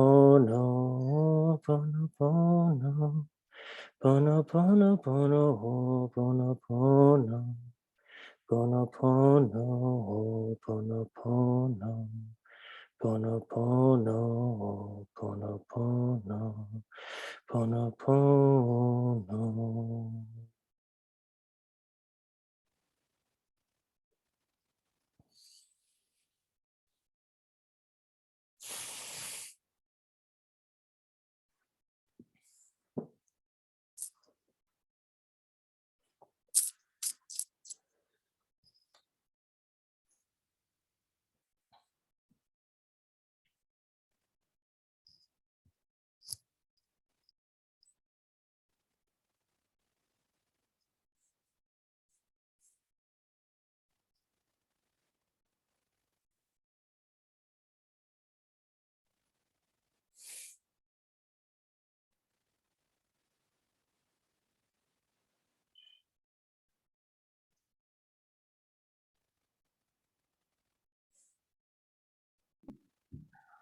Thanks, Chris. It's really beautiful. I think I'll jump in and share one, maybe two poems evoked by the West, specifically the spirit of lamenting, mourning, and grief, which has been very present to me in the last 3 months or so. And so I'll start with the first one, and depending on how it feels, I may bridge into the one that it evoked very shortly after.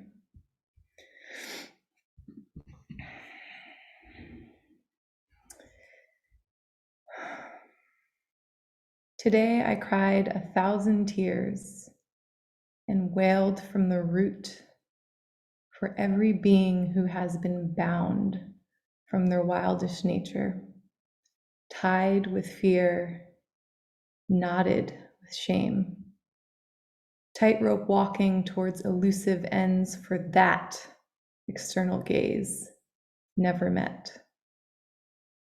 Echoes crawl up my spine, fury drips down my cheeks, puncturing hypnosis, composting rules, erasing definitions. Find my eyes, they burn for me, for you. And from that place,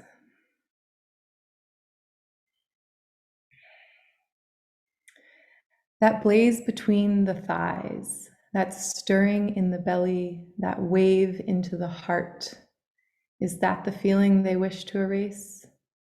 Who is they? Why did they want it gone? Who is they? Why did they make me forget?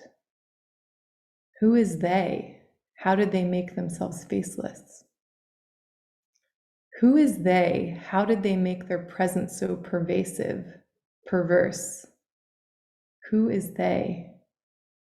But where are they? Who is they? Why am I constantly asking for their permission when I'm still waiting? Who is they? Where the fuck are they?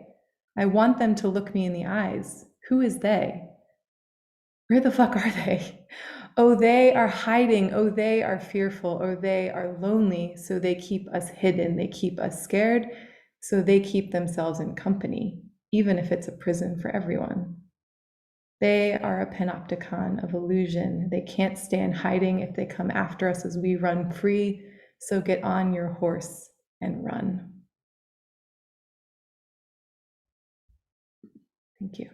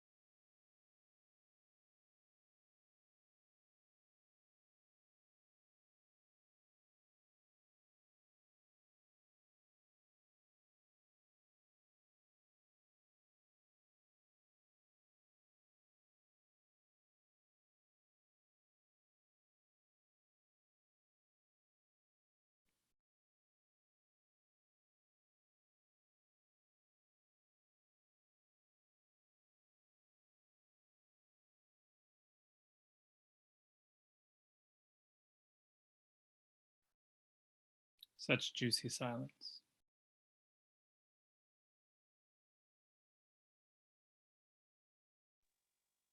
Who the fuck is they? I felt very connected with that poem, Kathy. Thanks for sharing that. It kind of reminded me towards the end when you said "run, run, run." I immediately had the Doors song "Not to Touch the Earth." In the end, they have the same tonality of this "run, run, run." Very powerful stuff. Thanks for sharing. I have one offering, nothing from me personal. It feels kind of off and odd to offer something like a video on YouTube when some of you are offering poems and they're personal creations. Feel very blessed to be in such company. This one is from the Laurie Anderson album, Songs from the Bardo. And the whole album helps me a lot with grief. I play it at night when friends or relatives die, like shortly after, for them to listen to it. And this song specifically that I put in the chat kind of resonates with the Southern theme for me.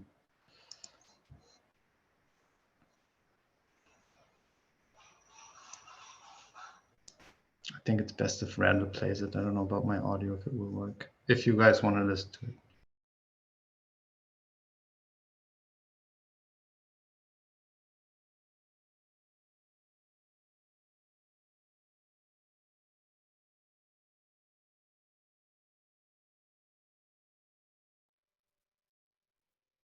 Awakened one, you who are now dead, listen.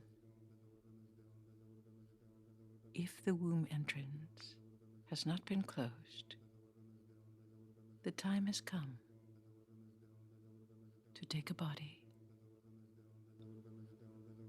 Give up attachment and yearning for the relatives and friends, sons and daughters you have left behind. They cannot help you.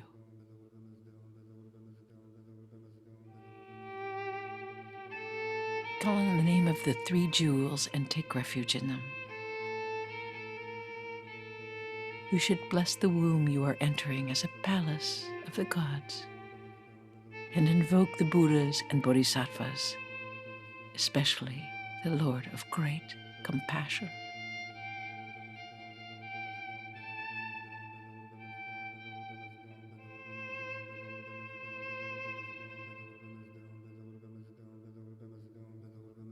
Namake kamanama darwame damashi sange tinke shinkamato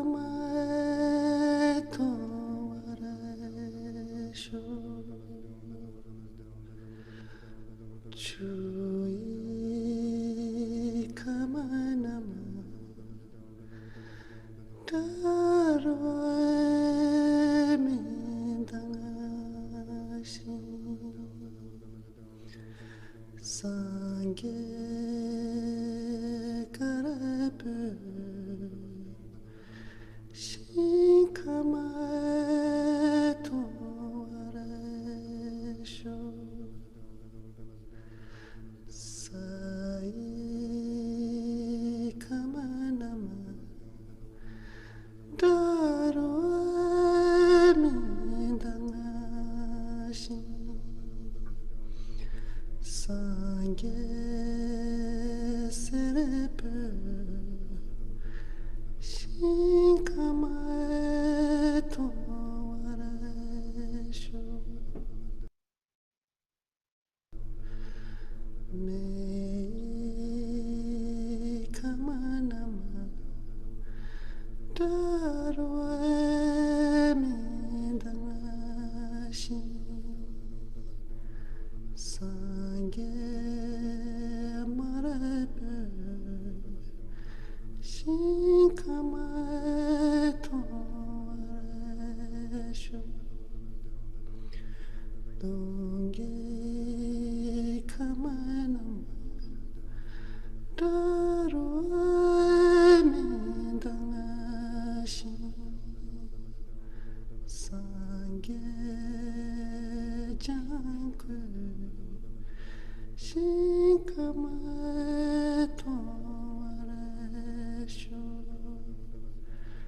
Jatun kamanama darwa medalashi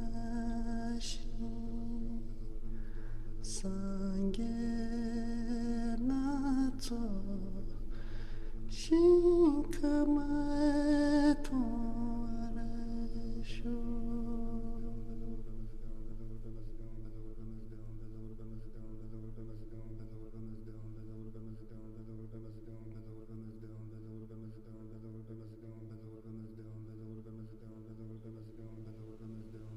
Awakened one,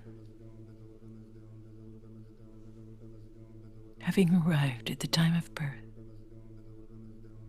think of nothing but the awakened heart, bodhicitta, love, and compassion,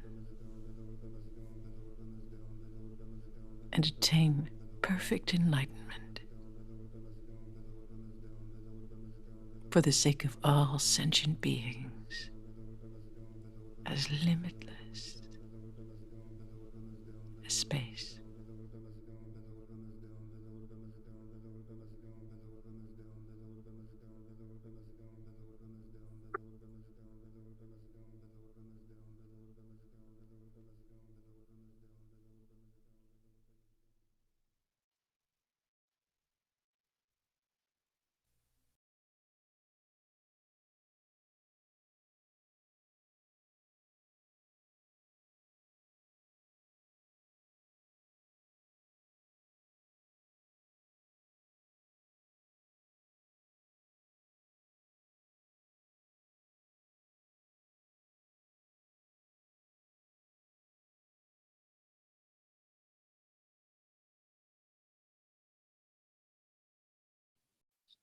Thank you for sharing, Dan. That was very powerful. And I've never, haven't come across that yet. So I will for sure be looking through that album. It was great.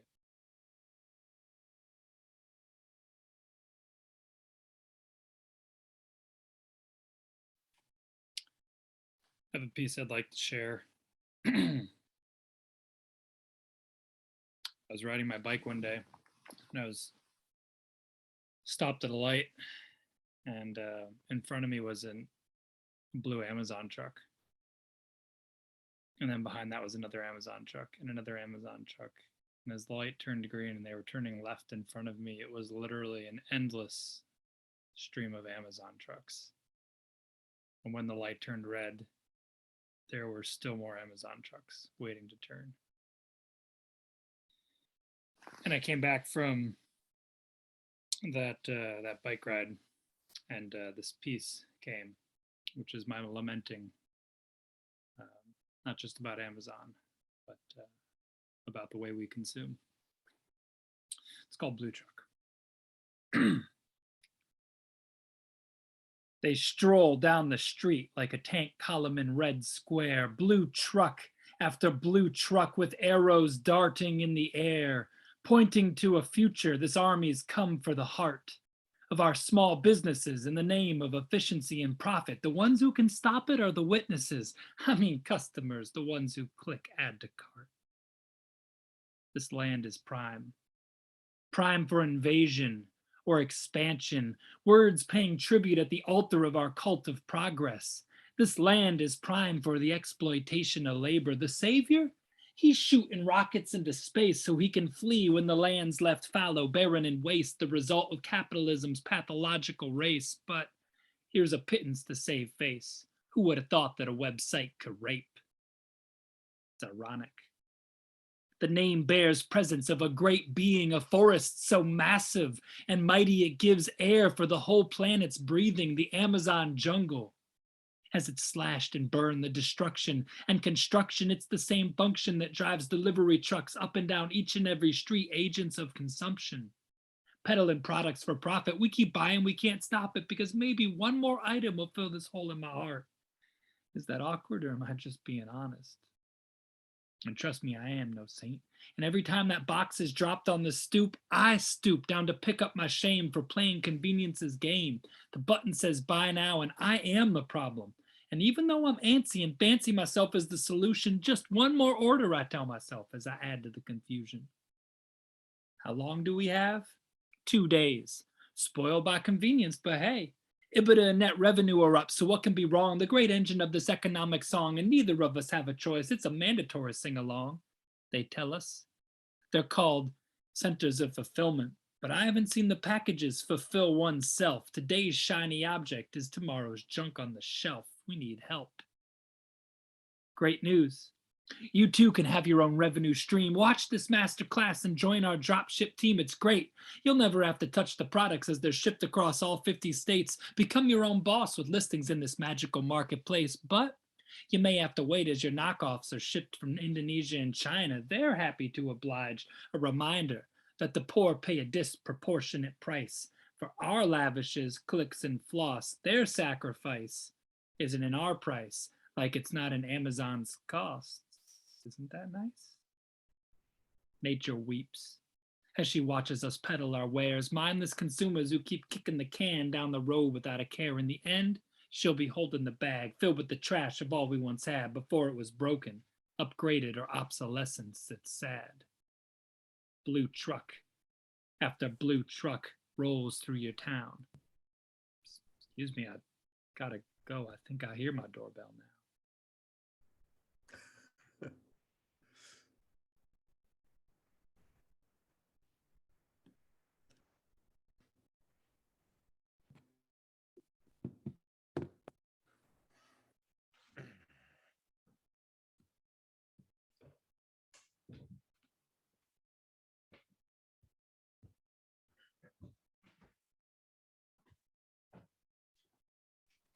Thank you for that share, Evan.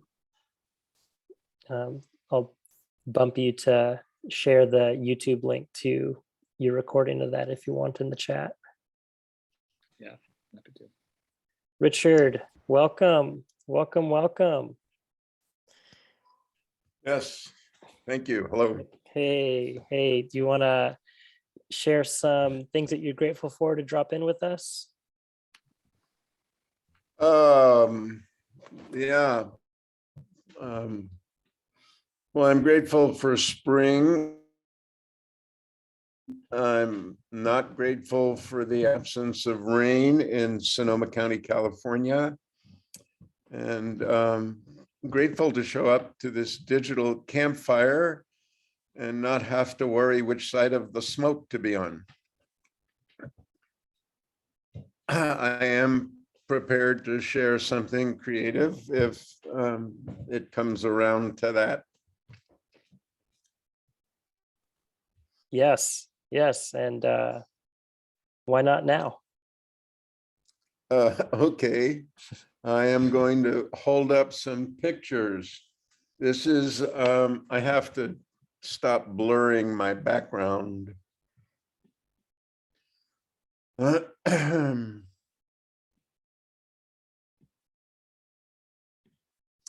This is, I have a stack about 6 inches tall of drawings that Zoom has led to.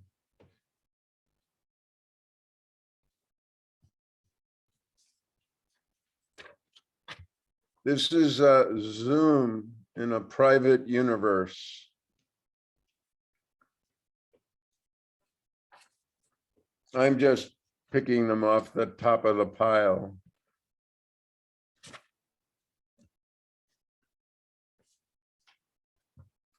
Some of them actually have horizons,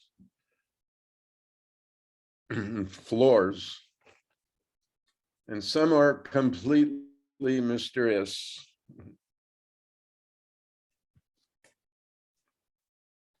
This happens in the absence of having a life drawing session to go to. These are, I suppose, imaginary transformations of people.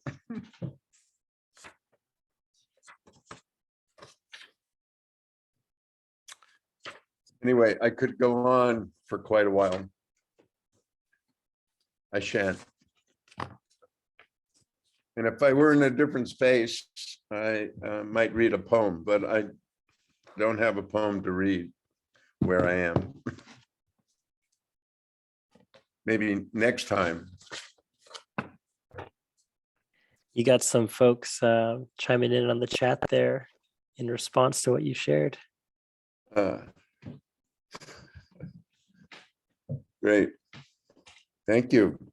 Thank you. Sorry I missed everything that you all might have shared.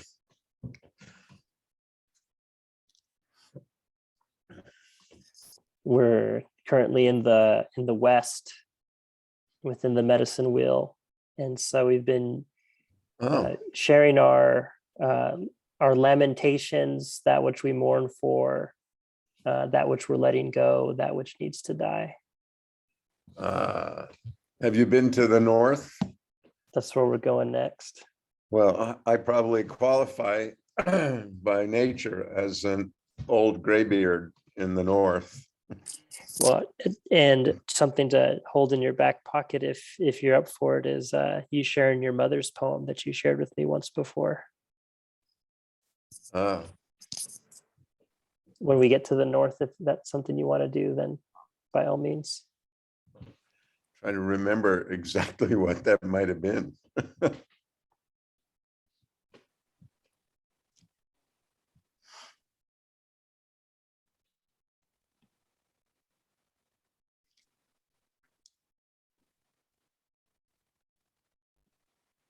I'll see you later, Dan. Hope to see you in a bit.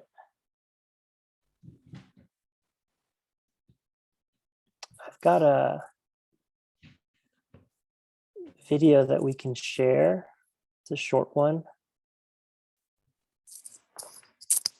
Randall, how is this working for you to be helping us with this?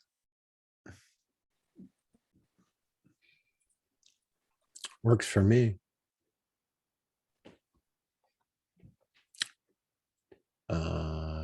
Am I missing a link? You are. It's on the way. I didn't miss it.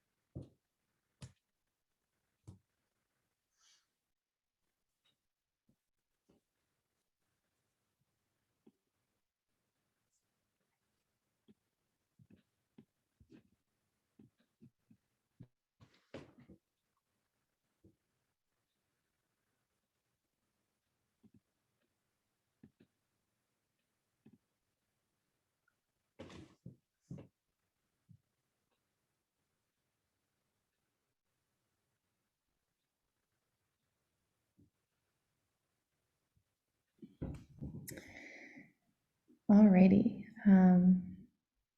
Is anyone feeling like they would like to add anything into the West before we transition?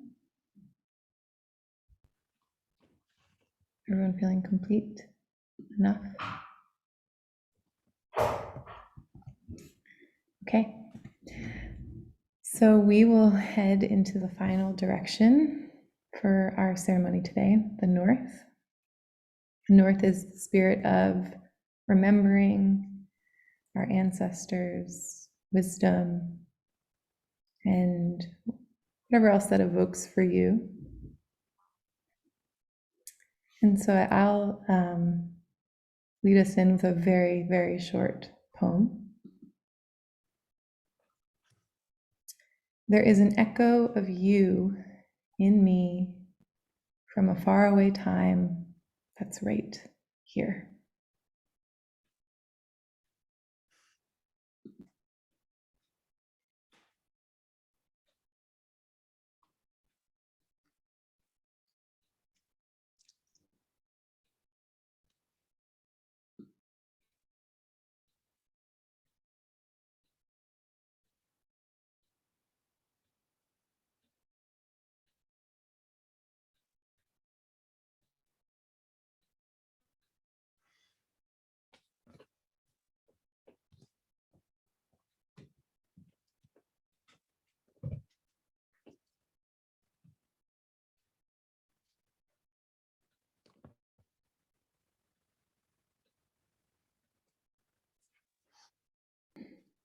I will also share one more thing to lead us even further into the North as anyone kind of lets it settle and see what wants to come through. This is an orchid that my grandmother, who I'm named after, passed along to me.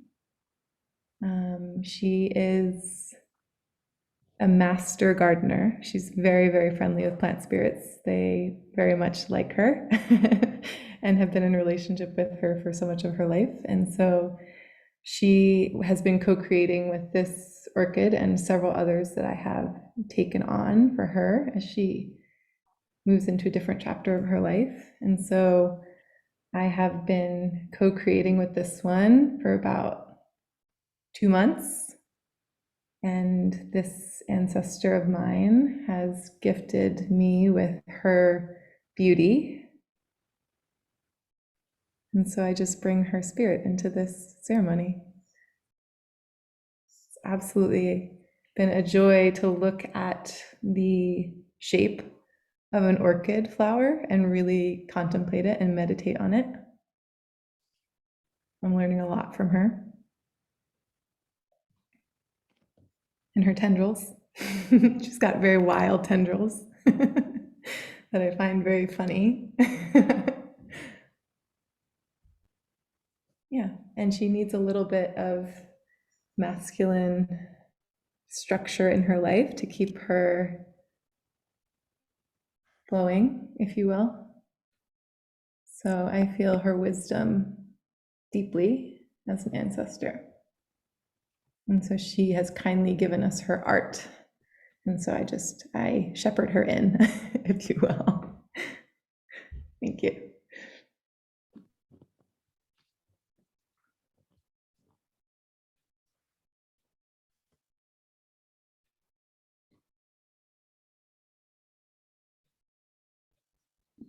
Josh, are you inclined for us to play what you have shared? I think Randall would be happy to screen share it if you would like that to come in, yeah? Randall, would you be up for doing that? Sure.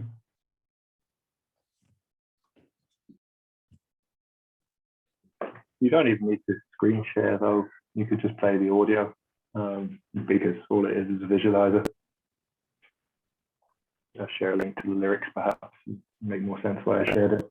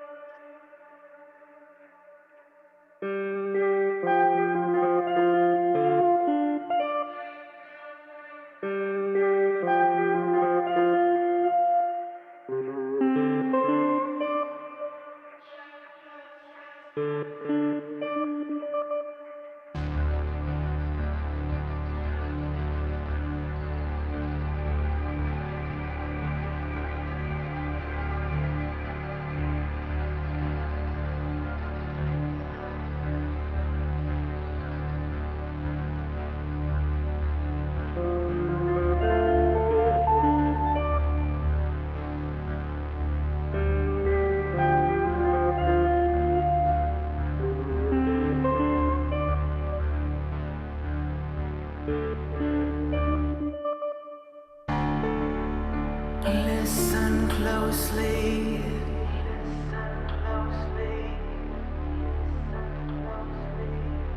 For the echo.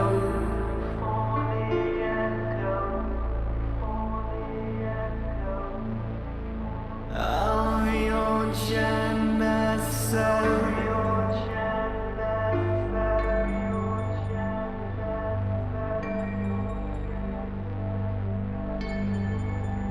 Your inception, your formation, your stigmata from Promethea.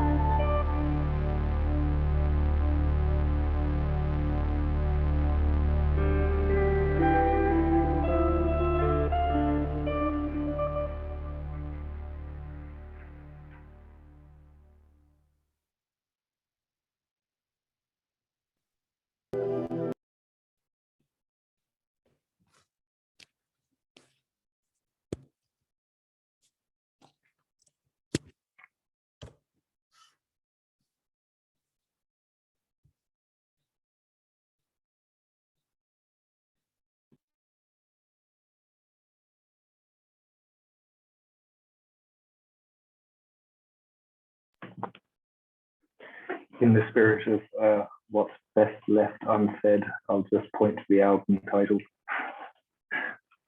Leave it there.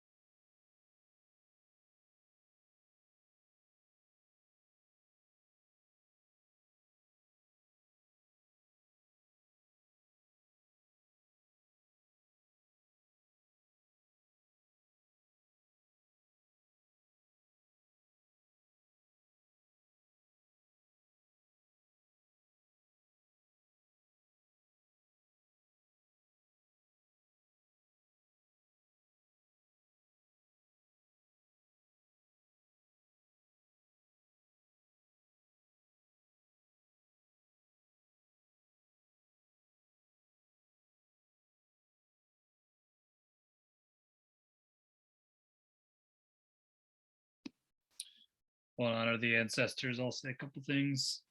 I've been carrying this pouch with me recently, and inside I've had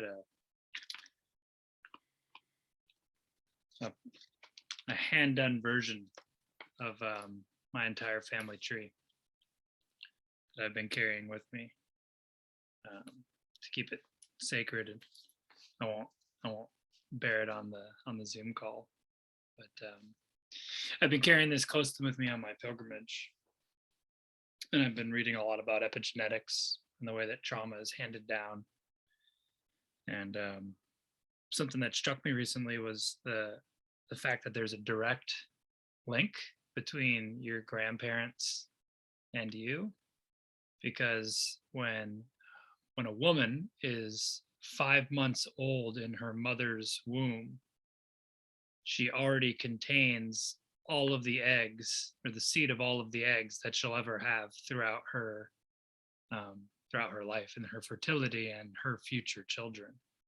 And so the connection between the egg that all of us was and became into us was in our grandmother, like physically in the body. And so the ways in which the trauma of at least the grandparent level is passed down like physically through our line is just that fact really kind of surprised me, and has prompted me to do a lot of ancestral healing recently, and that's been up for me really big. And yeah, just really feeling like standing on the backs of the people that came before us. I have a little piece that I'll share that I wrote in the jungle of Peru last May, I think it was. It's called Western Mutt. I'm a white, Western European mutt, proud to be 13th generation American, but in the melting pot, the ancestors' ways were lost. What were the traditions, and what is the cost of the lineage of this blood forsaken? This DNA aches to recollect the memories of my people ancient, ways of relating, whitewashed, our inheritance taken.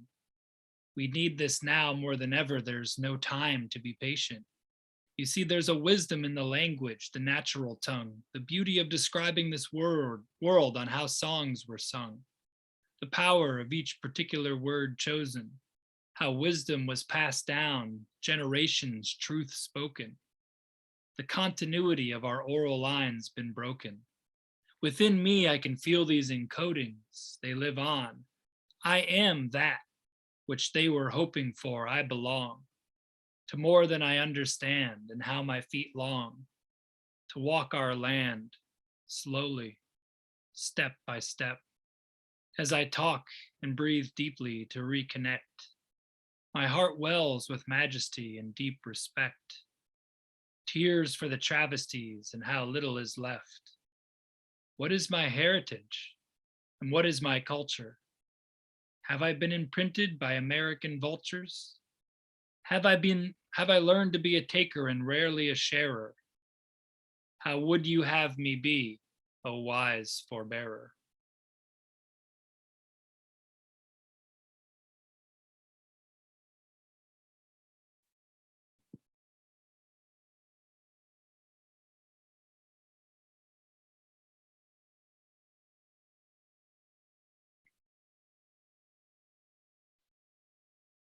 And if and when I have children, what's my responsibility of becoming an ancestor? For those of you that have children, what's the responsibility of us as becoming part of the ancestral line? What is ours to clear?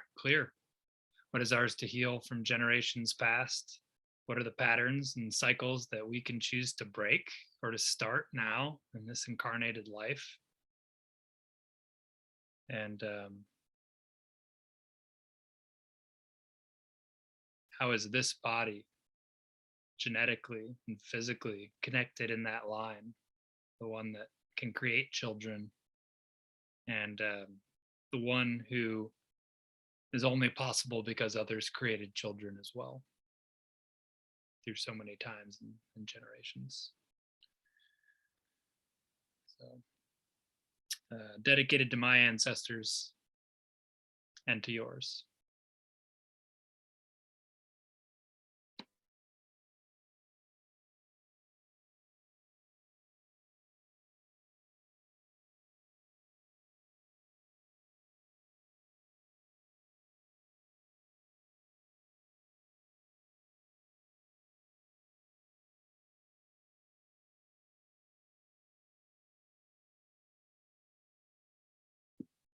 Oh, I have one more thing to say. I'm going to post a link to an article. It's by this author. I just came across her, called Lila June. And the article is about reclaiming our indigenous European roots. And so for those of you that claim European ancestry, and even those of you that don't, she's part Native American and part European. And it's a fascinating article about, Europeans as the ones who were settlers and colonizers, and then a perspective on how those Europeans that were the settlers and colonizers also had indigenous roots before they too were colonized and settled inside the European continent. And coming from her indigenous perspective, it's really powerful. And she's a spoken word artist as well. And I'll post the link. It's a really fascinating read.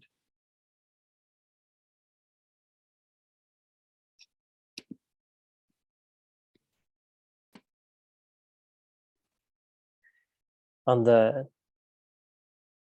note of ancestors, this is a reply given by Chief Seattle when the U.S. was looking to purchase some of their land.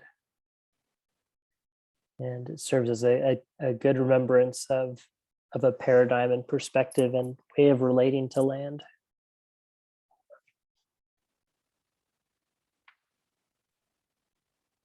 Por favor, Randall, yeah.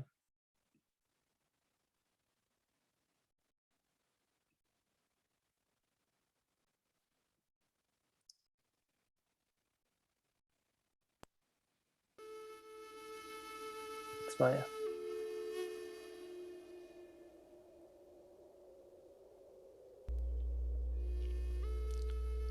Wakonda, Ladan Wapatha, Atohi.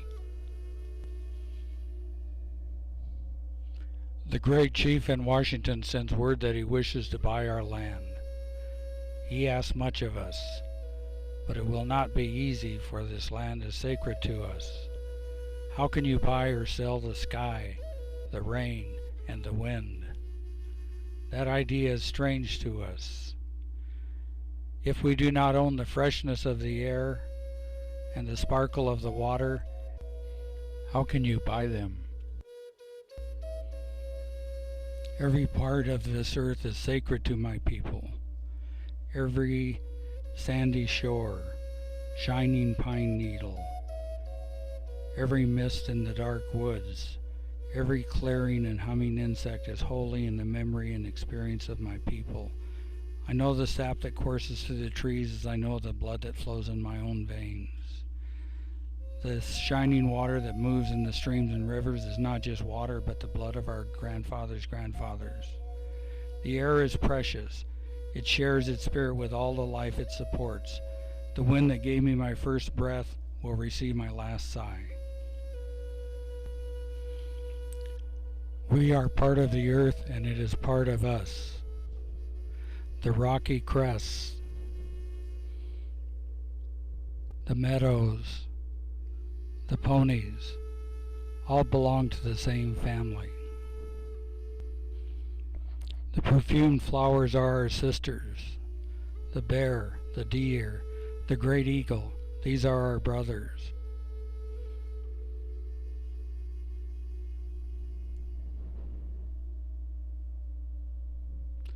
The water's murmur is the voice of your great-great-grandmother. Each ghostly reflection in the clear waters of the lake tells of memories in the life of our people. The rivers are our brothers. They quench our thirst, they carry our canoes, and feed our children. You must give to the rivers the kindness you would give to any brother. Man did not weave the web of life. He is merely a strand in it. Whatever he does to the web, he does to himself.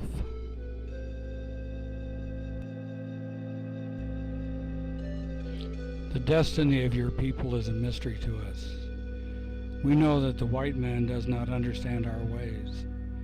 One portion of the land is the same to him as the next, for he is a stranger who comes in the night and takes from the land whatever he needs. The earth is not his brother, but his enemy, and when he has conquered it, he moves on. He leaves his father's grave behind and he does not care. He kidnaps the earth from his children and he does not care. His father's grave and his children's birthright are forgotten. He treats his mother, the earth, and his brother, the sky, as things to be bought, plundered, sold like sheep or bright beads. His appetite will devour the earth and leave behind only a desert. Contaminate your bed, and you will one night suffocate in your own waste. What will happen when the buffalo are all slaughtered, the wild horses tamed? What will happen when the secret corners of the forest are heavy with the scent of many men?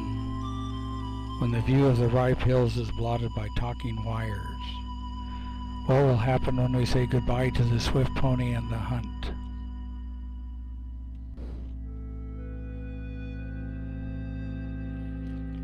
When the last red man and woman have vanished with their wilderness, and their memory is only a shadow of a cloud moving across the prairie, will the shores and forests still be there? Will there be any spirit of my people left?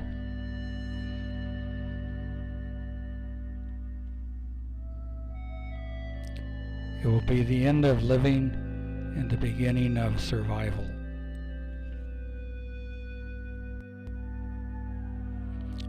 We love this earth as a newborn loves its mother's heartbeat. If we sell you our land, care for it as we have cared for it. Hold in your mind the memory of the land as it is when you receive it.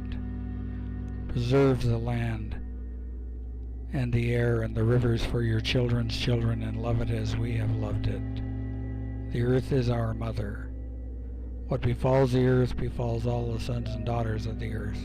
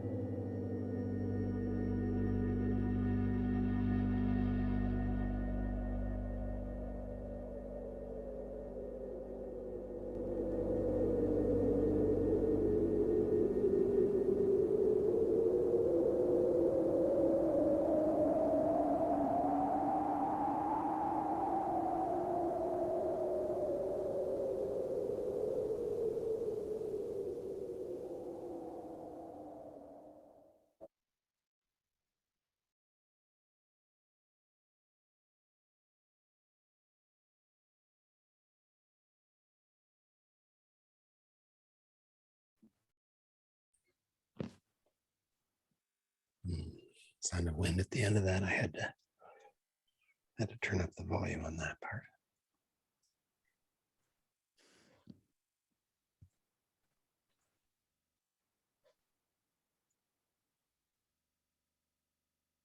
Such a feeling of emptiness.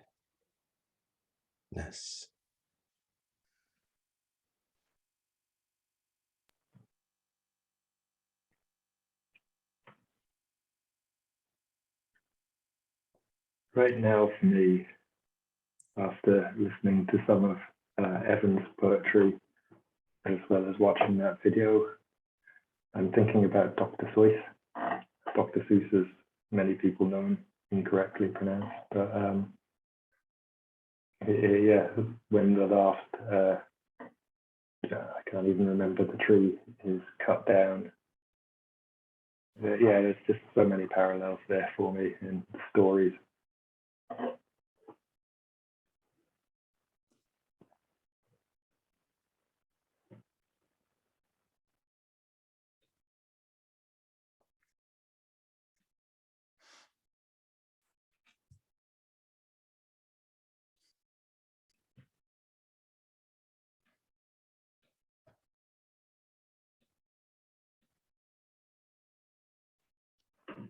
The tropulous trees that are getting cut down.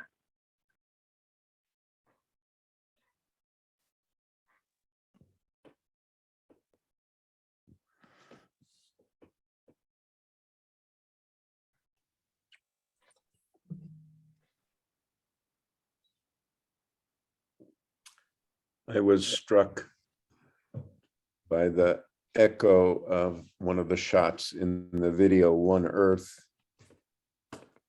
of the bear out on the plain, all alone, hills behind, wondering what has happened to the world he lived in. Seemed like an unlikely place for a bear to be, but given what we just heard, it is the world of bears today. I wanted to share a thought about the world, that if the planet were the size of a bowling ball, it would be smoother than a bowling ball. And the atmosphere surrounding it, that which we count on to breathe, and all life depends upon for a nurturing environment,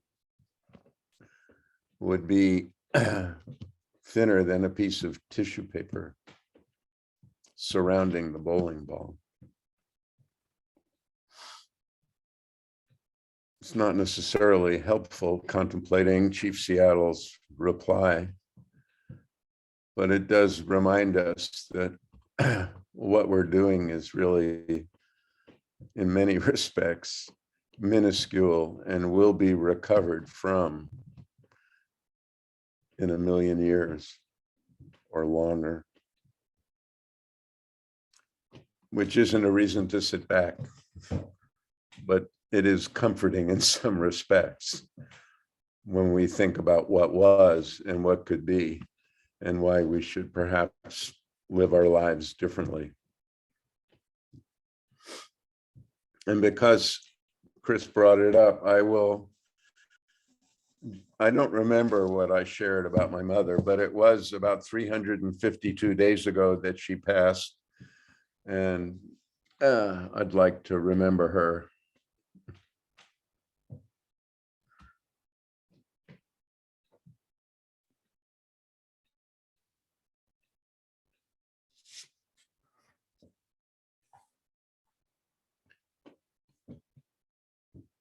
She slid away quite peacefully and happy after 99 years. I should be so lucky.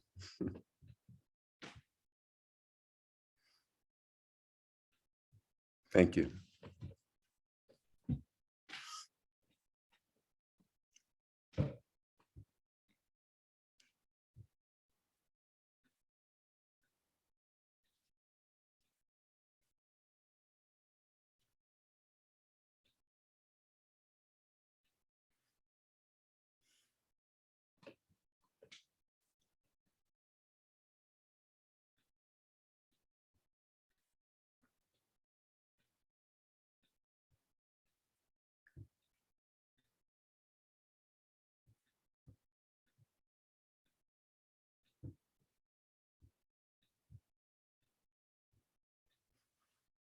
And again, the winds make themselves known outside.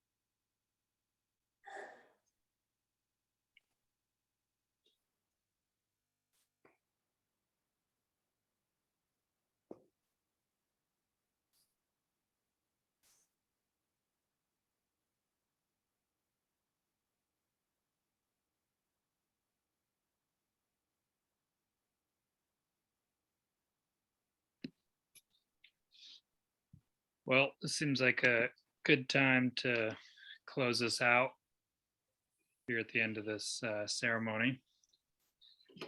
I'm going to grab the rattle, and it's always nice to have a clear opening and a clear closing as well. If you want to join me, we'll go ahead and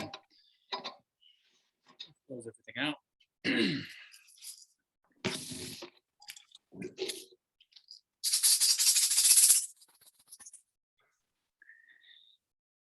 Mother Earth, Pachamama, Nokomis, we thank you for hosting this ceremony for us. We hope that all of our hopes and our heart and our connectedness and our grieving and our lamenting and our honoring of those that have come before us, both the human and more than human ancestors, we hope that it edifies you, that in the spirit of reciprocity, all of our sharings today continues to feed and regenerate you. And we thank you for being present in this ceremony, and we release you. Thank you. Pachatata, Father Sky, we thank you for being above us in all of our places, for offering us the inspiration to share what we wrote, what others have created, and we thank you for giving us guidance. We ask that the divine masculine come in balance with the feminine, that we learn how to tend this planet and each other in our communities. We thank you for being present in this ceremony, and we release you. Spirit of the North, Spirit of the North, we thank you for being present in this ceremony today, the opportunity for us to tend the digital campfire, for us to bring our hearts into creating culture and being a part of this important culture in the Web3 space and online and in our communities. We thank you for the opportunity to be well resourced, and we thank you and we release you. Turning to the west, the fall, we thank you for holding our grieving and our lamenting, and the reminder of our connection and how much we love, helping us to feel connected with the cycles of death and then again to the life. Spirit of the West, we thank you for being present in this ceremony, and we release you. And turning to the south, Spirit of the South, the place of our hearts, of emotion, of our connection, of the wild indigenous ones of ourselves that feels at home in the sacredness of nature. We're so grateful to have this opportunity to be embodied, to share with each other that which is alive and connected, and to do this in praise of Earth and in praise of you. Spirit of the South, we thank you for being present in this ceremony, and we release you. And turning to the east where the sun rises, place of our hope, where we started this ceremony. Spirit of the East, we thank you for being present.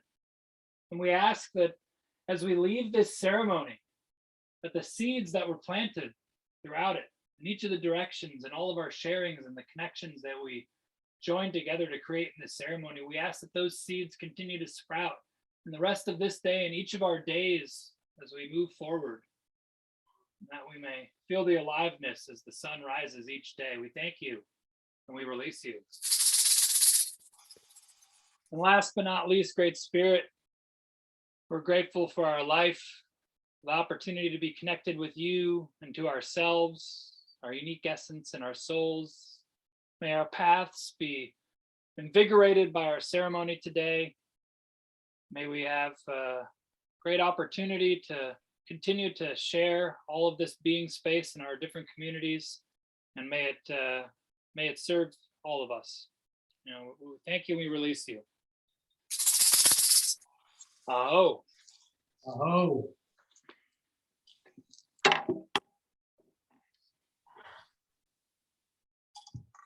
Thank you, everyone.